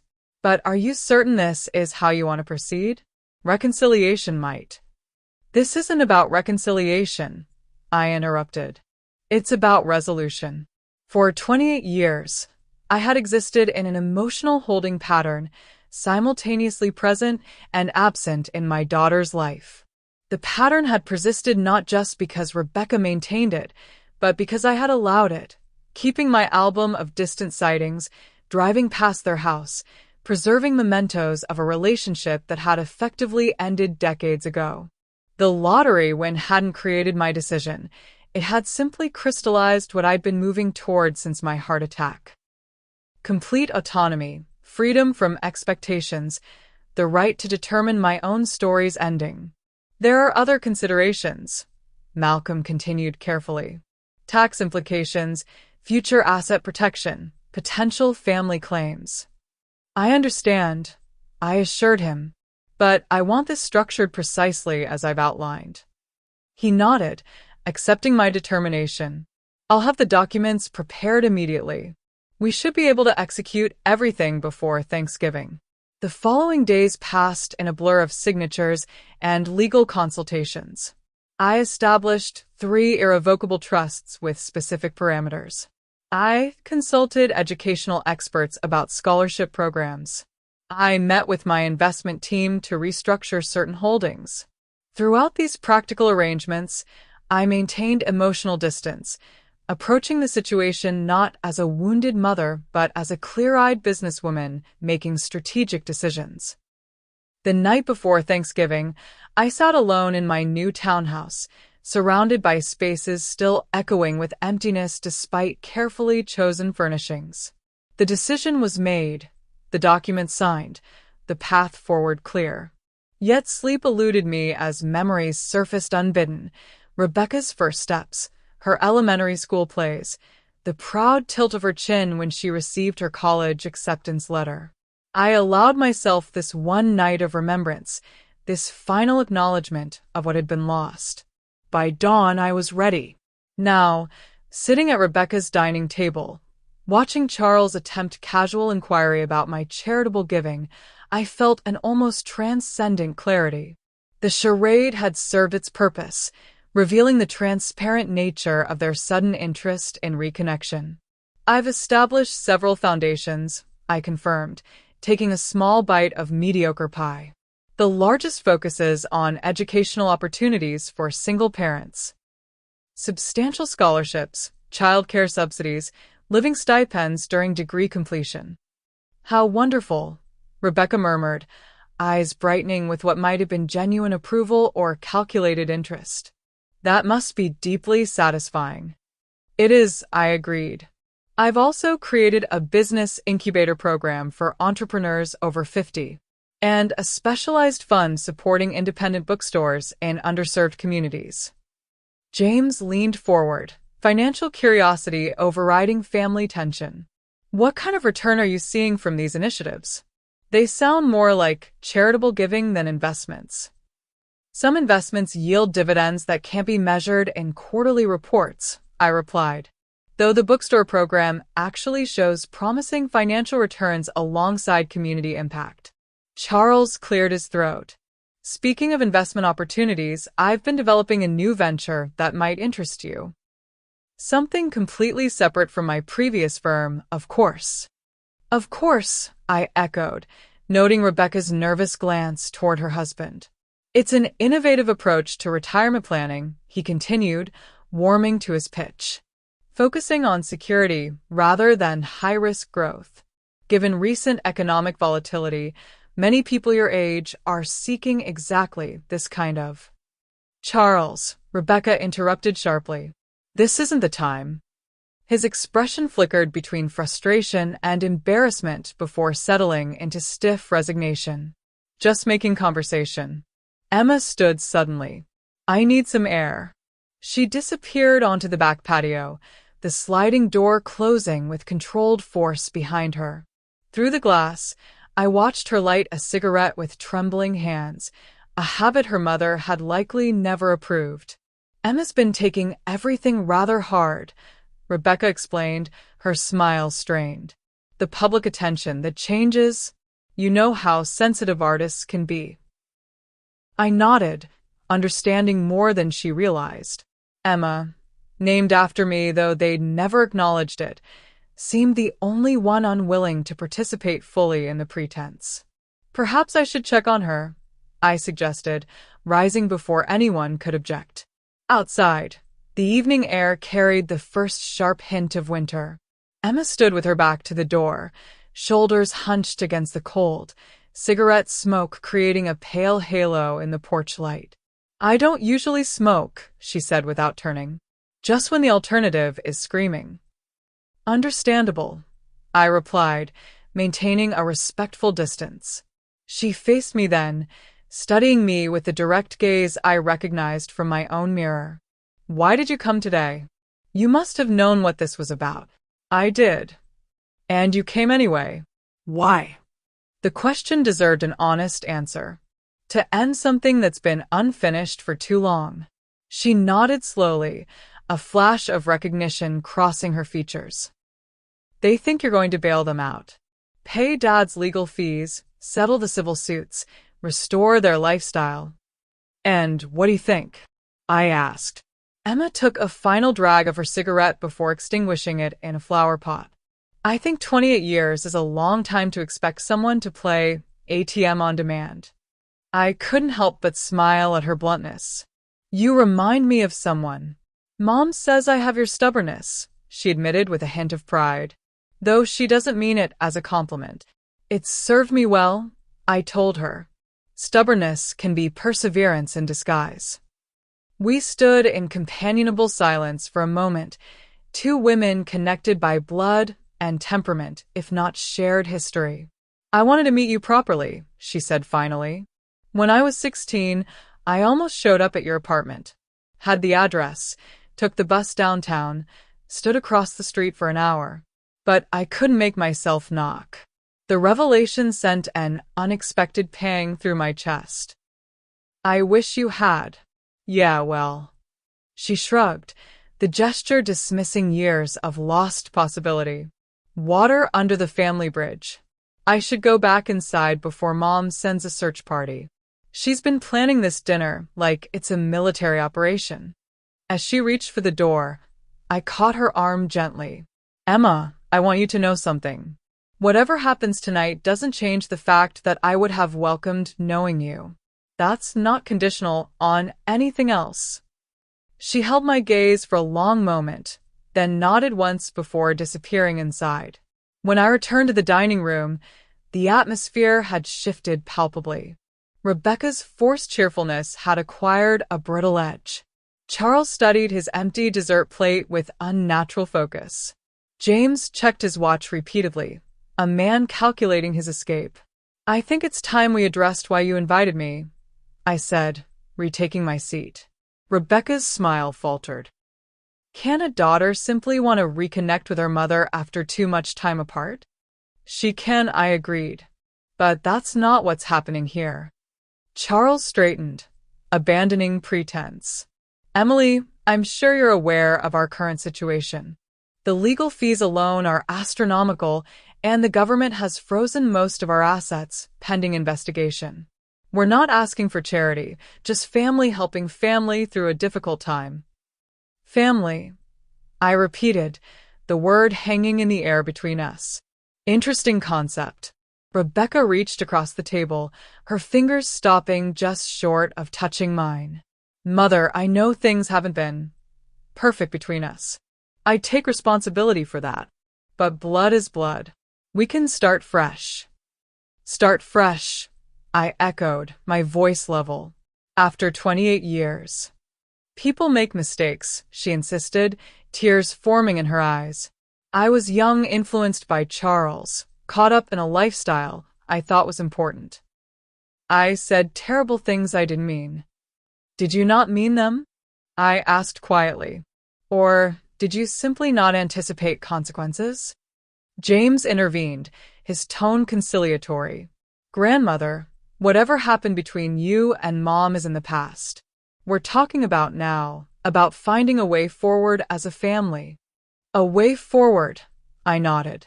Yes, that's precisely why I came today. I reached for my purse, removing a slim leather portfolio. The dining room fell silent as I placed it on the table, all eyes fixed on this potential lifeline. I've established 3 trusts, I explained, opening the portfolio to reveal professionally bound documents. The first is educational, college funds for James's future children and Emma's, should either of you choose to become parents. The second supports artistic endeavors, providing grants for promising mid-career artists, making less than a certain income threshold. Emma looked up sharply, recognizing the description might apply to her current circumstances. The third, I continued, provides housing subsidies for seniors transitioning from homelessness or financial distress. All 3 are irrevocable and professionally managed by independent trustees. Charles leaned forward, impatience overriding caution. That's admirable, Emily, but we're discussing a more immediate family matter. Surely you understand that protecting Rebecca's future, your daughter's future, takes precedence over abstract charitable causes. I understand perfectly, I replied, closing the portfolio. That's why I've structured things exactly as I have. Rebecca's expression shifted from hopeful to concerned.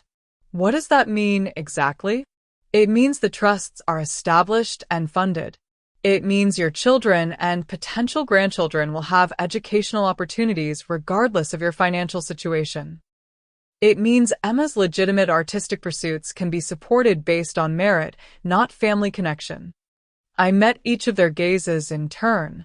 It also means that I've placed the vast majority of my assets, lottery winnings and pre-existing wealth, into these and other protected vehicles that cannot be accessed, borrowed against, or redirected to pay legal fees or settle fraud claims. The silence that followed was absolute. Charles's face flushed deep red, a vein pulsing visibly at his temple. James stared at the table, shoulders slumped in defeat. Rebecca's tears, previously held in theatrical check, now spilled freely down her cheeks. Only Emma's expression remained neutral, her eyes tracking between her parents and me with analytical detachment. You're refusing to help us, Rebecca finally whispered. I'm refusing to be used, I corrected gently. There's a difference. After everything I've been through, she continued, voice rising, after losing everything, after finally reaching out to make amends. 3 days after my lottery win made national news, I interjected. After 28 years of silence. After I sent birthday cards, Christmas presents, graduation gifts, all returned or ignored.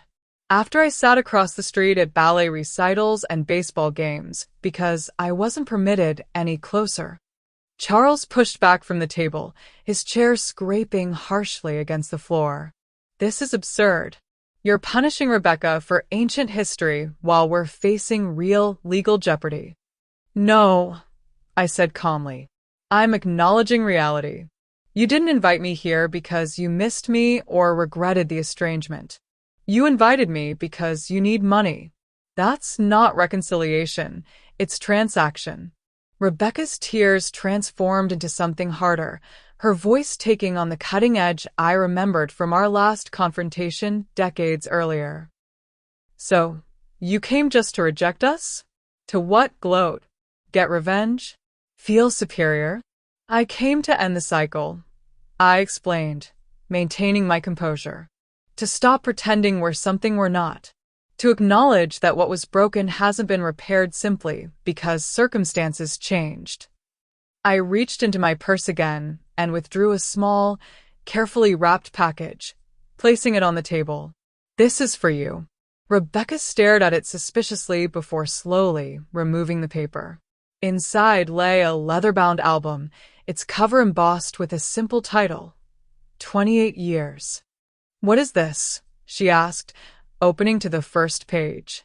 "Every card, letter, and note I sent over 28 years," I explained. "Photographs I took from a distance at events I wasn't welcome to attend. Newspaper clippings about your family's accomplishments. Records of gifts sent and returned." She turned the pages slowly, confronted with tangible evidence of persistent effort met with consistent rejection. James moved to look over her shoulder, his expression sobering as he realized the extent of the documented estrangement. "I kept reaching out," I said quietly. "For a very long time." Eventually, I accepted that the relationship existed only in my mind, maintained through one-sided effort and hope. Today isn't about revenge. It's about reality. Charles paced the small dining room, anger radiating from his rigid posture. "This is emotional manipulation. You show up flaunting your wealth, dangling the possibility of help, then pull it away while making my wife feel guilty about ancient family drama." "I haven't flaunted anything," I replied evenly. "And I never offered financial assistance. You inferred that based on your needs, not my communications." "So that's it," Rebecca demanded, closing the album with a sharp snap. "You came to say no and make us feel worse about an estrangement that happened when I was practically a child?" "You were 35, I corrected gently. "A grown woman making a clear choice.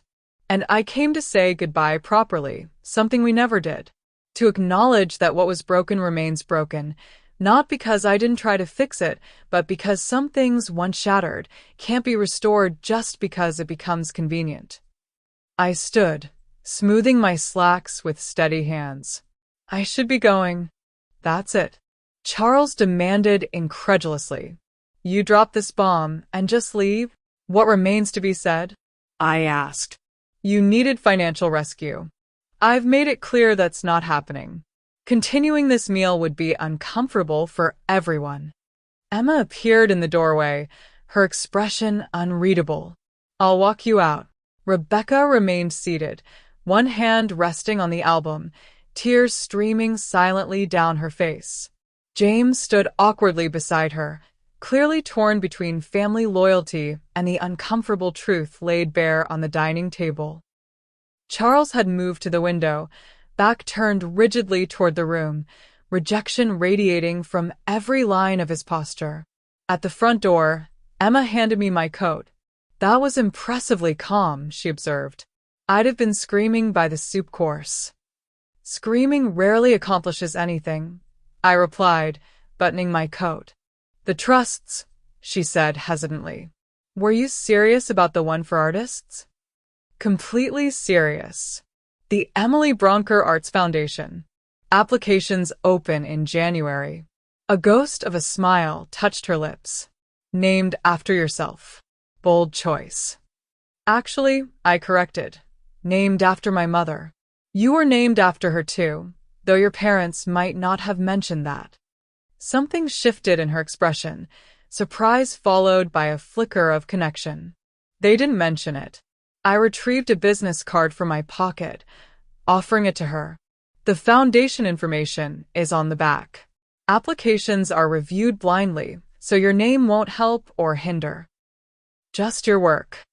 She accepted the card, studying it before tucking it into her jeans pocket. "I probably won't apply." "That's your choice," I acknowledged. "But the opportunity exists, regardless of what happens with your parents." We stood in silence for a moment, two women connected by blood and circumstance, but separated by decades of absence. In another reality, I might have known this strong-minded young woman from infancy, might have encouraged her artistic talents, might have been the grandmother who slipped her extra desserts and whispered encouraging secrets. "I should get back inside," she said finally. "They're probably planning their next move already." "Probably," I agreed. "Take care of yourself, Emma." "You too, grandmother." The title sounded awkward on her lips, an unfamiliar formality. As I walked to my waiting car, I heard the front door open behind me. "Mother, wait," Rebecca called, hurrying down the front path. Her face was tear-stained, her composure cracked. "You can't just leave like this. We're family." I turned to face her, this woman who had once been the center of my universe, now a stranger wearing my daughter's face. "We share DNA, Rebecca. That's not the same as family." "So, what, you're punishing me? Making me suffer because I hurt you?" Her voice cracked with genuine anguish. "I'm losing everything, my home, my reputation, my security. How can you just walk away?" The question hung between us, echoing across 28 years of absence. How could I walk away? The same way she had, one step at a time, with the clear knowledge that some bridges, once burned, leave only ashes. "I'm not punishing you," I said softly. "I'm accepting your original decision. You chose to live without me in your life. I'm honoring that choice, even now when circumstances make you reconsider." "People change," she insisted desperately. "I've changed." "Have you?" I asked, studying her familiar yet strange features. "Or have your circumstances changed?" She had no answer, just tears and the dawning realization that some consequences cannot be undone with belated remorse. "Goodbye, Rebecca," I said gently. I turned and continued to my car, her soft weeping following me like a shadow. The driver opened the door, his expression carefully neutral despite having witnessed the exchange. As we pulled away from the curb, I didn't look back at the diminishing figure of my daughter standing alone in the gathering darkness. The decision was made. The circle closed. 28 years of unfinished business concluded not with reconciliation, but with acceptance. Not with forgiveness, exactly, but with the clear-eyed acknowledgement that some wounds heal into scars that permanently change the landscape of a life. As the car carried me back toward my new home, I felt neither triumph nor regret. Only the quiet certainty that comes from finally setting down a burden carried for far too long. Thanksgiving dinner at the Harrington household, if one could even call it that anymore, had unfolded exactly as I'd anticipated. The transparent attempts at warmth, the strained conversations avoiding the elephant in the room, the inevitable moment when Charles abandoned pretense and revealed their true motivation. My calm refusal, Rebecca's desperate plea as I departed. What I hadn't anticipated was what came next. 3 days after Thanksgiving, a bouquet of white lilies, my favorite flower, though Rebecca couldn't possibly remember that, arrived at the bookstore with a handwritten note. "Please meet me for coffee. Just the two of us. 1 hour of your time. That's all I ask." I nearly declined. The clean break I'd orchestrated at Thanksgiving had provided a sense of closure I'd been seeking for decades. Why reopen a wound finally cauterized? And yet, 28 years of watching from a distance, of birthdays uncelebrated, of milestones witnessed through telephoto lenses or newspaper announcements. Despite everything, she was still my daughter. 1 coffee, 1 hour. A final conversation without Charles's manipulations or her children's uncomfortable presence. I agreed to meet at a small cafe far from both our neighborhoods, neutral territory where neither of us would be recognized. I arrived 15 minutes early, selecting a corner table with good sight lines to both entrances, a habit developed during years of discreet observation at Rebecca's family events. She arrived precisely on time, dressed more casually than I'd seen her in decades, jeans, a simple sweater, minimal makeup. Without her usual armor of designer labels and perfect grooming, she looked suddenly vulnerable. Older. More like me than either of us would care to acknowledge. "Thank you for coming," she said, sliding into the chair across from me. "You're welcome," I replied, neither warm nor cold. Simply present. An awkward silence settled between us as she ordered coffee with precise specifications. Almond milk, 1 raw sugar, exactly 150 degrees. Some habits of privilege remained intact despite changing circumstances. "How's your book business?" she asked once the server departed. "Thriving," I answered, "though I've reduced my hours since the lottery." She nodded, fingers tracing the edge of the table. "I've been thinking about what you said, about why I reached out after so many years. And you weren't entirely wrong," she admitted, meeting my eyes briefly before looking away. "The timing was influenced by your financial situation." At least she had the grace to acknowledge what we both knew. "But," I prompted, hearing the unspoken qualification in her tone. "But it wasn't just that." She took a steadying breath. "When everything started falling apart with Charles's business, when we lost the house, when our friends stopped calling, I started thinking about resilience, about starting over. And I remembered how you did that, raising me alone after Dad left." The server returned with our coffees, providing a momentary reprieve from uncomfortable truths. "You were my age now when Dad abandoned us," she continued once we were alone again. "Younger, actually. And you figured it out. No support system, no education, just determination." "I had you," I corrected quietly. "That made the difference." Her eyes filled unexpectedly, and I threw that away. For what? Status? Security that turned out to be an illusion. I sipped my coffee, neither confirming nor contradicting her assessment. This was her reckoning, not mine. "I've been horrible to you," she continued, voice catching. "Unforgivably cruel. I can see that now, after finding myself in a situation where I need to rebuild from nothing." "You're hardly starting from nothing," I observed.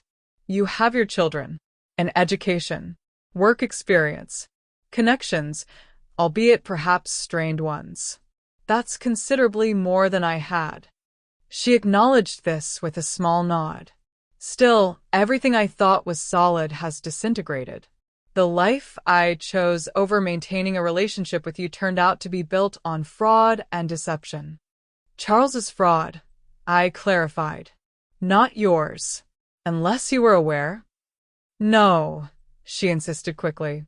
"At least, not consciously. But there were signs I ignored because they would have disrupted the narrative I'd built. The lifestyle I'd become accustomed to required me not to ask certain questions." This rang true. Rebecca had always excelled at selective perception, filtering reality to support her preferred version of events. "What do you want from me, Rebecca?" I asked directly. "Beyond financial assistance, which I've made clear isn't happening." She wrapped both hands around her coffee cup as if drawing warmth from its porcelain sides. "I don't know exactly. Understanding, maybe? A second chance." "Understanding of what? That you're sorry now that circumstances have forced a reconsideration? That's not remorse. It's adaptation." My words were harsh, but not delivered cruelly. Simply factual, the way a doctor might describe a diagnosis without emotional inflection. "You think I'm only reaching out because I need something," she said, a flash of the old defiance surfacing briefly. "Aren't you?" I countered. "It's more complicated than that." "It always is." We sat in silence for several moments, decades of unspoken history expanding to fill the space between us. When she spoke again, her voice had a different quality, less defensive, more reflective. "Do you remember when I was 8 and had pneumonia? You took time off work even though you couldn't afford to. You slept in that awful hospital chair for 3 nights straight." The memory surfaced with surprising clarity, her small body burning with fever, the constant beeping of monitors, my terror masked behind reassuring smiles. "Of course I remember. You read me The Secret Garden from cover to cover," she continued. Different voices for each character. When I asked why Mary's parents didn't want her, you said sometimes adults make terrible mistakes that have nothing to do with the children they hurt. I had forgotten that conversation, that moment of attempted wisdom offered to a sick child asking unanswerable questions. I've been thinking about that a lot lately, Rebecca said. About Mary Lennox and her journey from bitter orphan to someone capable of nurturing life. About how we repeat patterns without realizing it. You're not an orphan, Rebecca. You chose estrangement. I know, she acknowledged. That's almost worse, isn't it? To have a loving parent and reject them. At least Mary had the excuse of never knowing what she was missing. The conversation was veering into territory I hadn't anticipated, genuine reflection rather than manipulation. I remained cautious, decades of disappointment having taught me the danger of hope. What exactly are you proposing? I asked, steering us back to practicalities. Nothing specific, she admitted. Just possibility. The chance to know each other again, without expectations. I understand why you won't help financially. I'm not asking for that anymore. Aren't you? I raised an eyebrow. Because Charles is still facing serious legal troubles. Your lifestyle, despite downsizing, still requires significant resources. Those needs won't disappear because of one honest conversation. She flinched slightly at the directness. I can't pretend those pressures don't exist. But I'm trying to separate them from this. She gestured between us. From whatever might be salvageable between mother and daughter. After 28 years, I said, I'm not sure what that might be. Neither am I, she admitted. But wouldn't it be worth finding out? Before it's too late? The implied reference to mortality, mine, presumably, given our respective ages, struck me as both manipulative and oddly touching. Rebecca had never been subtle in her emotional appeals. I've lived with too late for nearly 3 decades, I reminded her. I made peace with that reality long ago. And yet you agreed to meet me today, she pointed out, despite having every reason to refuse. She wasn't wrong. Despite my resolve, despite the clean break at Thanksgiving, I had accepted her invitation. Some ember of maternal connection, however deeply buried under years of rejection, had flickered in response to her outreach. One coffee doesn't erase 28 years, I said finally. No, she agreed. But it might be a start. If you're willing. The server approached, asking if we needed anything else. Rebecca glanced at her watch, surprise registering on her face. We've been here nearly 2 hours. Time had slipped away unnoticed, stretching well beyond the promised single hour. I signaled for the check, unwilling to commit to further extension of this unexpected détente. I have a proposal, Rebecca said as I counted out cash for our coffees. Christmas dinner. At our house again, but different this time. No Charles, he'll visit his sister in Connecticut. No hidden agendas. Just me, the children, and you. A genuine attempt at whatever might be possible. I hesitated, weighing the invitation against my hard-won independence. And if I decline?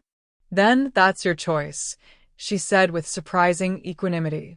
I won't pretend it wouldn't hurt, but I would respect it. 28 years too late, perhaps, but I would respect it.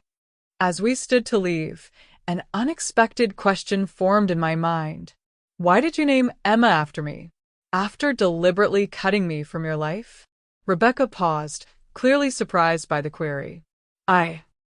It felt right somehow.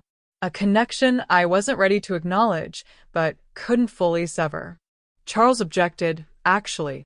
Thought it was unnecessarily sentimental given the circumstances. This small revelation, this tiny thread of connection maintained even during the height of estrangement, shifted something subtle in my perception. Not enough to erase decades of hurt, but enough to complicate the narrative I'd constructed. Outside the cafe, standing on the windswept sidewalk, we faced each other as the peculiar intimacy of shared coffee evaporated in the cold December air. Think about Christmas, she said, not reaching for a hug or any physical contact. No pressure. Just an open invitation. I'll consider it, I replied, neither committing nor refusing. As I watched her walk away, shoulders slightly hunched against the wind, I felt an unfamiliar emotion stirring beneath my carefully maintained composure. Not forgiveness. The wound was too deep, the years of absence too extensive for such easy resolution. Not hope, experience had taught me the danger of that particular indulgence. Perhaps it was simply recognition of shared humanity, of mutual imperfection, of the complex interweaving of love and hurt that defined our particular mother-daughter tapestry. I didn't know if I would accept her Christmas invitation. I didn't know if temporary vulnerability born of financial disaster could evolve into genuine reconciliation. I didn't know if the damage of 28 years could ever be repaired or merely acknowledged as permanent alteration to the relationship's landscape. What I did know was that the confrontation I had anticipated, the final, decisive ending, had instead opened a door I had long believed permanently sealed. Whether I would step through remained undecided, but its very existence represented a possibility I hadn't allowed myself to consider since that long-ago December evening when Rebecca had first banished me from her life. As I walked to my car, I realized the conversation had accomplished something I hadn't expected. It had returned agency to both of us. For years, I had defined myself in relation to rejection as the abandoned mother maintaining dignity in the face of undeserved estrangement. Rebecca had defined herself in opposition to me, constructing an identity that required my absence to maintain its integrity. Now, paradoxically, her financial downfall had freed us both from these rigid identities. Whatever came next, reconciliation, permanent separation, or something in the ambiguous territory between, would be chosen rather than imposed, a decision rather than a sentence. The confrontation hadn't provided the clean, decisive conclusion I'd anticipated.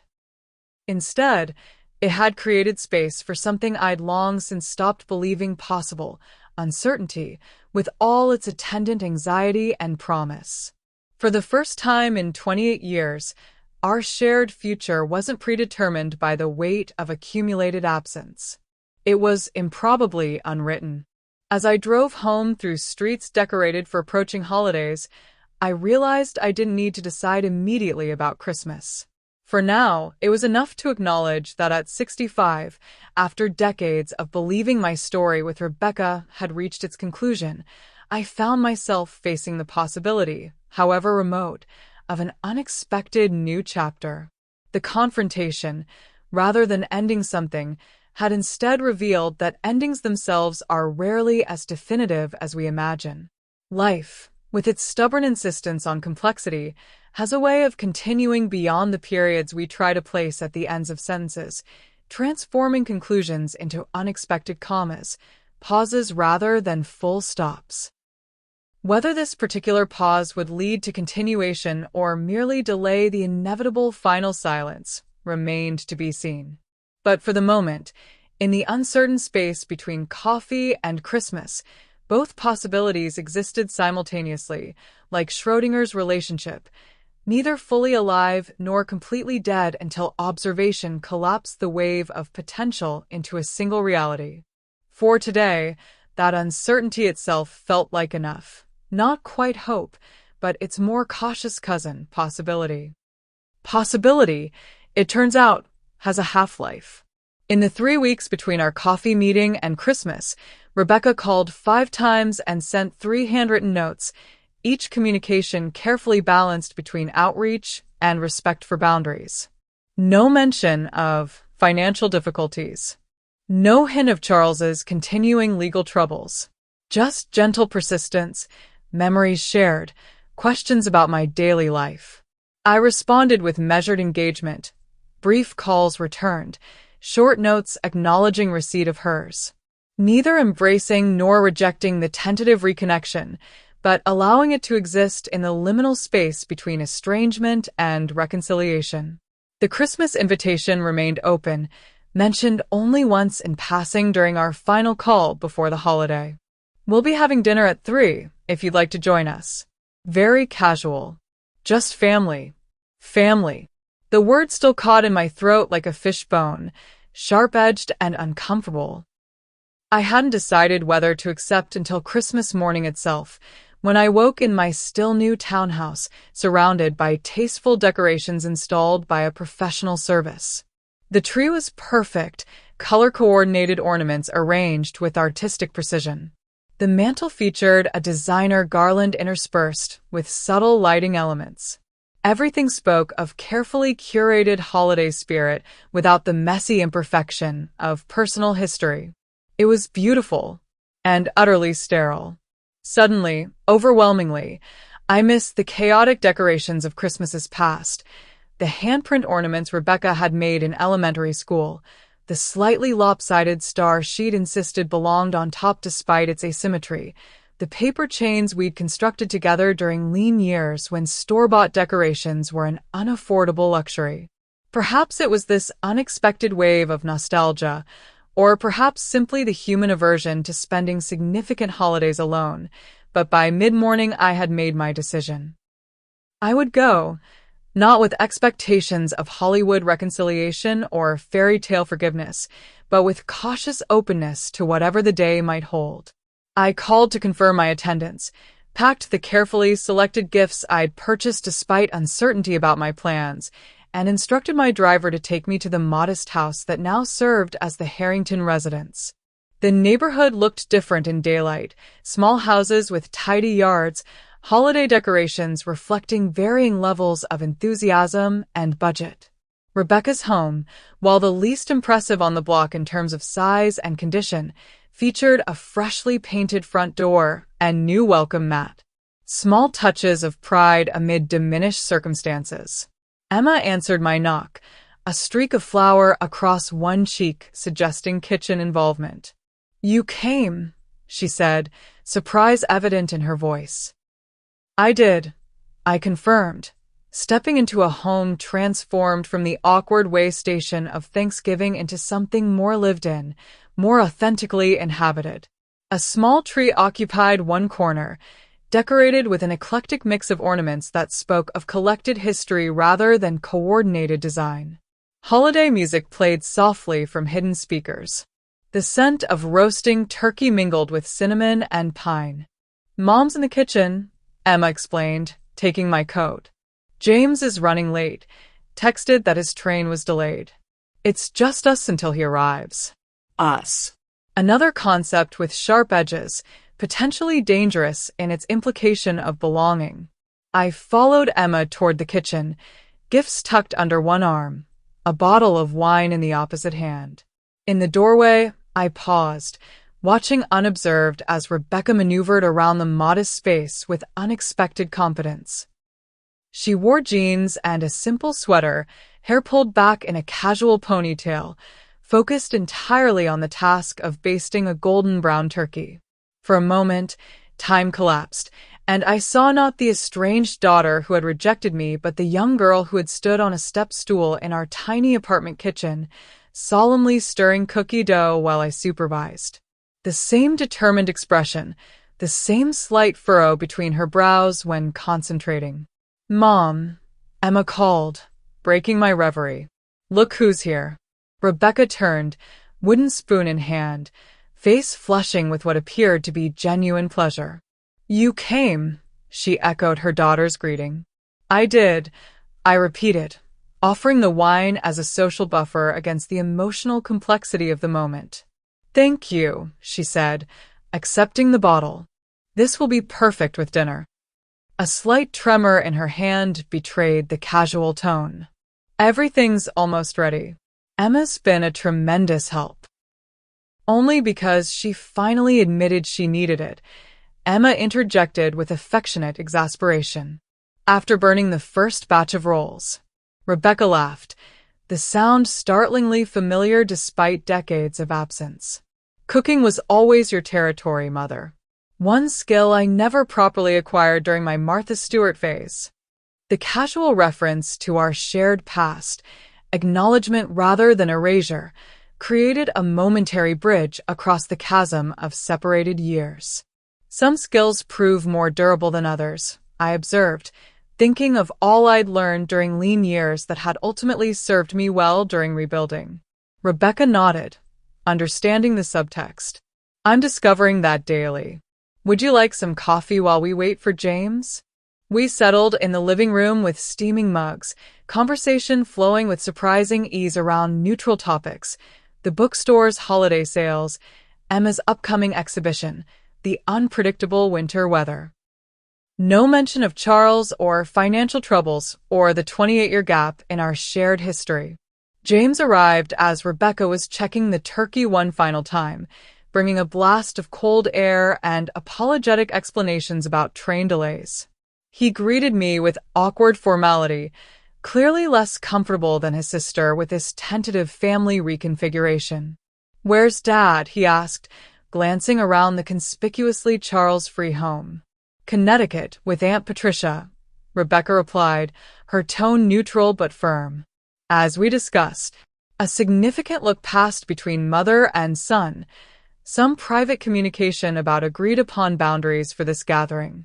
James nodded almost imperceptibly before turning to help Emma set the table. Dinner unfolded with surprising pleasantness.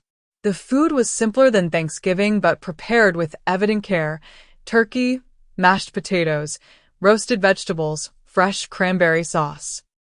Without Charles's brooding presence, conversation flowed more naturally, primarily guided by Emma's unfiltered commentary and insightful questions. "So you started with just a small bookstore," she prompted during a lull, "and built it into what it is now. How did you know you could do that?" "I didn't," I admitted. "I just knew I needed to try. After decades of believing certain paths were closed to me, I decided to attempt them anyway. Failure seemed less frightening than continued stagnation." Rebecca looked up sharply, something like recognition flashing across her features. James, less attuned to the emotional undercurrents, launched into business school analysis of independent bookstore economics, his genuine interest in the topic overriding social awkwardness. After dinner, we gathered around the modest tree for gift exchange, a ritual I hadn't participated in with family for nearly 3 decades. The presents I'd brought were carefully considered. For James, a first-edition economics text by his favorite theorist. For Emma, a collection of specialized art supplies I'd researched extensively. For Rebecca, something more symbolic, a bound collection of family recipes I'd transcribed from memory, dishes I'd prepared throughout her childhood. Their gifts to me showed similar thoughtfulness: a handcrafted leather portfolio from James, a small original watercolor from Emma, and from Rebecca, most unexpectedly, a photo album. Not manufactured memorabilia like the one I'd presented at Thanksgiving, but contemporary images. Rebecca at her desk working on what appeared to be a resume, Emma in her studio, James playing piano, scenes from their current life. "I thought you might want to know who we are now," Rebecca explained quietly as I turned the pages. "Not just who we were before or who you glimpsed from a distance." The gesture contained no manipulation, no veiled request for assistance or validation.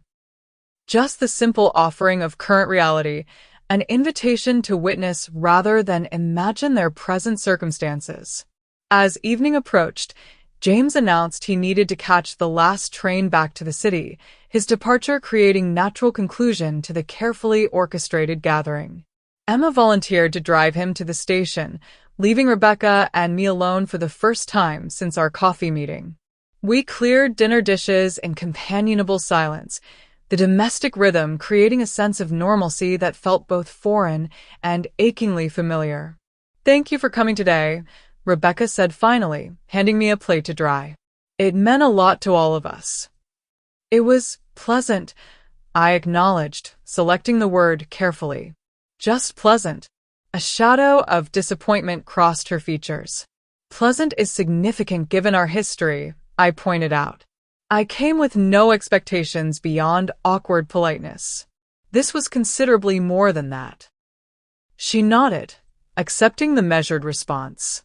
"I've been thinking a lot about what you said at Thanksgiving, about transaction versus reconciliation." I continued drying dishes, waiting for her to continue at her own pace. "You were right," she admitted, focus fixed on the soapy water rather than my face. When I sent that invitation, financial rescue was part of my motivation. Not the only part, but significant enough to be dishonest by omission. The acknowledgement hung between us, neither accusation nor absolution, simply truth finally spoken aloud. What would you say was your motivation today? I asked, curious rather than confrontational. She considered the question with evident care. Honestly, a mixture of things. Regret for what I threw away. Fear of facing an uncertain future without any family support system.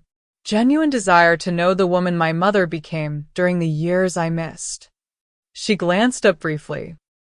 And yes, some lingering hope that relationship might eventually lead to practical assistance, though I understand why that's unlikely. The honesty was refreshing, complex, messy truth rather than sanitized narrative or manipulation disguised as sentiment. I appreciate the candor, I told her, placing the last dried plate in the cabinet. It's more valuable than comfortable fiction. Where does that leave us? She asked, draining the sink and drying her hands on a dish towel. It was the question I'd been asking myself throughout the carefully orchestrated day. Where indeed? Not restored to pre-estrangement closeness. Too much had happened. Too much remained unresolved. Not permanently severed. The day had demonstrated connection still existed, however attenuated by time and circumstance. Some middle territory, undefined and unexplored. I don't know exactly, I admitted, but I think it leaves us with possibility. She nodded, accepting the limited offering without pushing for more definitive commitment. I'll take possibility. After 28 years of certainty in the wrong direction, possibility feels remarkably hopeful. We moved to the living room, settling into chairs angled toward the Christmas tree, its multicolored lights creating pools of color on the worn carpet. Outside, snow had begun falling, transforming the modest neighborhood into something from a holiday card. Charles called today, Rebecca said after a comfortable silence. From his sister's house. Asked if you'd reconsidered. If you'd offered any assistance. The moment of truth, arriving like an unwelcome guest. And what did you tell him? That financial matters weren't discussed. That we were trying something different. She twisted her wedding ring, still present despite everything I noted. He didn't take it well. I imagine not, I replied neutrally. We're separating, she added, the statement delivered without drama. After the holidays. His legal issues are his to resolve. I can't keep living in the shadow of decisions I wasn't part of making. The revelation surprised me. Despite their reduced circumstances, I'd assumed Rebecca would maintain the marriage that had cost her so much to establish. What will you do? I asked, genuine curiosity rather than implied obligation. Start over, I suppose. She attempted a smile that didn't quite reach her eyes. I've been applying for marketing positions. More rejections than interviews so far, but something will materialize eventually. Emma's offered her spare room until I find my footing. The information was delivered without request or expectation, simple sharing of reality rather than veiled plea for rescue. For the first time since our estrangement began, Rebecca was facing me as an adult accepting consequences rather than a daughter expecting salvation. It won't be easy, I observed. No, she agreed. But neither was raising a child alone on waitress tips. If you could do that at 37, I can manage this at 63. The parallel wasn't perfect. Rebecca had advantages I'd never possessed, connections and education that remained valuable despite current setbacks. But the recognition itself, the acknowledgement of my struggle and resilience, carried weight. I wasn't perfect, I said quietly. I made mistakes, worked too many hours, missed events I should have prioritized, put too much pressure on you to justify my sacrifices through your success. It was my turn for honesty, for recognition that the estrangement, while primarily her choice, had grown in soil partially prepared by my own imperfections. I know, she acknowledged, but you loved me consistently, without condition. That should have counted for more than I allowed it to. The admission created space for something new. Not erasing the past, but expanding the narrative to include complexities long unspoken. What do you want from me now, Rebecca? I asked directly. Beyond today. Beyond possibility. What are you truly hoping for? She considered the question with care, gaze fixed on the gently blinking Christmas lights. Relationship, she said finally. Not financial rescue. Not instant forgiveness. Just connection. The chance to know each other again, with realistic expectations and honest communication. And if that doesn't include material support? Then it doesn't, she replied simply. I'd rather have my mother back in limited capacity than continue pretending you don't exist, while secretly resenting your success. The snow fell thicker outside, muffling distant traffic sounds, creating the illusion of isolation from the wider world. In this temporary cocoon of colored light and honest conversation, I allowed myself to consider what reconciliation might actually look like. Not fairy tale resolution, but messy, complicated rebuilding with clear boundaries and tempered expectations. I could meet Emma for coffee occasionally, I offered. Perhaps lunch with you monthly. Small steps.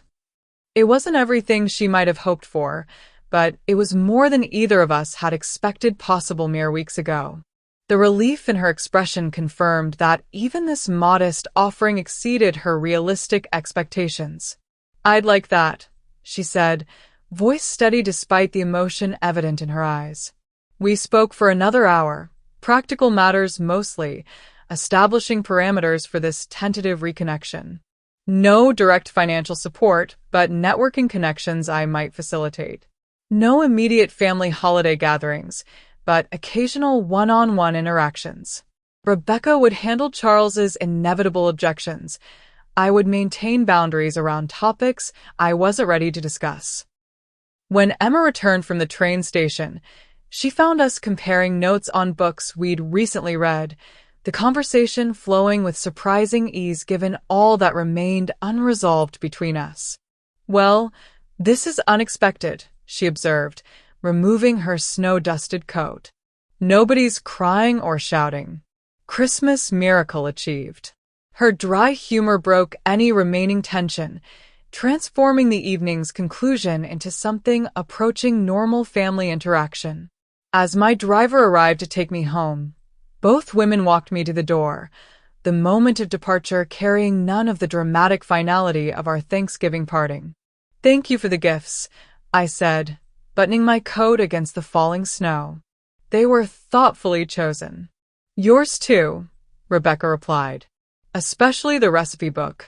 I'd forgotten so many of those dishes. I'll try that special watercolor technique, Emma added, and let you know how it turns out. Small commitments to future communication. Threads stretching beyond this single evening into possible tomorrows. As my car pulled away, I watched their silhouettes in the doorway, mother and daughter framed by golden light against the snowy darkness. Not my family restored, exactly, but perhaps something new beginning to take shape, a reconfigured connection acknowledging both the damage done and the possibility of growth in unexpected directions. I arrived home to my beautifully appointed townhouse feeling strangely buoyant. Not the uncomplicated happiness of fairy tale endings, but something more sustainable, cautious optimism grounded in reality rather than fantasy. We had begun the slow work of building something that honored truth without being defined solely by past pain. 3 days after Christmas, Rebecca called with news that Charles had been arrested again, additional charges filed as the investigation into his financial dealings deepened. She shared this not as request for intervention but simply as information, updating me on developments as one might with any family member. I'm sorry, I said, meaning it despite everything. This must be difficult for you and the children. It is, she acknowledged, but less devastating than it would have been a month ago. Perspective shifts quickly when you start facing reality instead of denying it. A week later, Emma stopped by the bookstore, ostensibly to browse but clearly seeking connection. We had coffee in my office, discussing her upcoming exhibition without awkwardness or agenda. She left with several art books I'd recommended and a tentative plan to meet again the following month. James remained more distant, his relationship with Charles more complicated than his sister's. But he sent a polite email thanking me for the Christmas gift and expressing cautious interest in future conversation about investment strategies for independent businesses. A professional connection rather than personal, but connection nonetheless. As January unfolded with its particular post-holiday sobriety, I found myself adjusting to this new reality, the careful navigation of rebuilt relationship requiring constant awareness of boundaries and expectations. Not the clean, decisive ending I'd anticipated at Thanksgiving, but something more nuanced and, perhaps, more authentic to the complex reality of human connection. The lottery winnings that had triggered this unexpected chain of events became increasingly abstract, managed by professionals and distributed through carefully structured charitable foundations. The money that had initially seemed like the center of our renewed contact gradually receded to background consideration, present but no longer the primary lens through which our interactions were filtered. On a snowy evening in late January, I sat in my bookstore after closing, reviewing quarterly figures while snow fell silently outside the tall windows. The phone rang, Rebecca calling not with crisis or request, but simply to share news of a promising job interview. The conversation flowed naturally, neither overly intimate nor artificially distant. As I hung up, I reflected on the strange journey that had brought us to this point. 28 years of absence, a minor fallout that had metastasized into decades of estrangement. A financial windfall that had triggered reconciliation attempts based initially on need rather than genuine remorse. And now, this unexpected third act, neither fairy tale restoration nor permanent severing, but something messier, more authentic, and ultimately more valuable. The reckoning hadn't been what either of us anticipated. Not dramatic vindication for me or financial salvation for her, but something more profound. The painful acknowledgement of reality, without the comfortable lies we'd both constructed to justify our respective positions. I'd spent years believing Rebecca's rejection had defined me, shaping my identity around absence and abandonment. She'd spent years pretending I was irrelevant, constructing a life that required my continued exclusion to maintain its internal logic. Both narratives had imprisoned us in roles that no longer served any purpose except perpetuating separation. The true reckoning came not in dramatic confrontation but in quiet recognition that relationships exist in the messy middle ground between fantasy and severing, that genuine connection requires acknowledging imperfection rather than demanding idealized behavior, that sometimes the most profound revenge against rejection is simply living well enough to offer generosity instead of continuing the cycle of hurt. As I gathered my things to leave, the first anniversary edition of Bronker Books and Brew caught my eye, a framed newspaper article featuring a photo of me standing proudly before my creation. The woman in that picture had been seeking validation, determined to prove her worth to someone who wasn't watching. Now, that same woman moved through the world differently, not defined by absence or driven by the need to demonstrate value, but simply and fully herself, successful on her own terms, offering connection without requiring it for completion. That, perhaps, was the sweetest revenge of all. Not rejection returned or vindication achieved, but the freedom to exist beyond the narrow confines of response to abandonment. To become so wholly myself that reconciliation became choice rather than necessity, generosity rather than capitulation. As I locked the bookstore and stepped into the snowy evening, I felt neither triumph nor regret. Just the quiet satisfaction of a woman who had built a life worth living, regardless of who was watching or who finally noticed. The journey from fracture to reckoning had taken 28 years, unfolding not in dramatic confrontation, but in the gradual accumulation of choices, small decisions compounding over decades into lives almost unrecognizable to our earlier selves. The minor fallout that had separated us had never been minor at all. It had been the earthquake that forced us onto entirely different paths, leading to destinations neither could have imagined on that long-ago December evening. Now, improbably, those paths had converged again, not rejoining completely but running parallel for a time, close enough for recognition, if not complete reunion. Whether they would eventually merge or diverge once more remained uncertain, part of the unwritten future stretching before us. What remained certain was that whatever came next would be chosen rather than imposed, created through mutual decision rather than reaction. The power dynamic had fundamentally shifted, not through lottery winnings or financial reversal, but through the harder-won currency of self-knowledge and boundary setting. In the end, the sweetest revenge wasn't watching Rebecca suffer consequences or denying her access to my resources. It was standing firmly in my own worth, offering connection without desperation, maintaining boundaries without resentment, and recognizing that sometimes the most profound statement isn't dramatic rejection but calm acceptance of reality with all its complicated, unsatisfying nuance. I walked toward my waiting car, snow falling gently around me, neither hurrying toward nor retreating from whatever might come next. At 65, after decades of defining myself through absence and achievement, I had finally discovered the most valuable asset of all.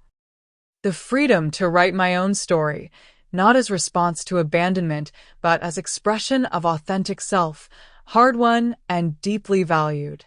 Some circles close with dramatic flourish, others simply transform into new patterns, neither completely connected nor entirely separate. As the car carried me through snow-hushed streets toward home, I welcomed the uncertainty of this new configuration, not the ending I had anticipated, but perhaps the beginning I hadn't known to hope for. Emily Bronker stared out the window of her bookstore, watching her daughter approach through the gently falling snow. 28 years of silence had given way to 6 months of careful reconnection, coffee meetings, occasional shared meals, conversations that acknowledged the past without being defined by it. Not the relationship they once had, but something new growing in the fractured soil of their shared history. Thanks for following Emily's journey of resilience and redemption. If you enjoyed this tale of sweet revenge through success, be sure to subscribe to our YouTube channel for more captivating stories that explore the complex emotions of family dynamics and personal transformation.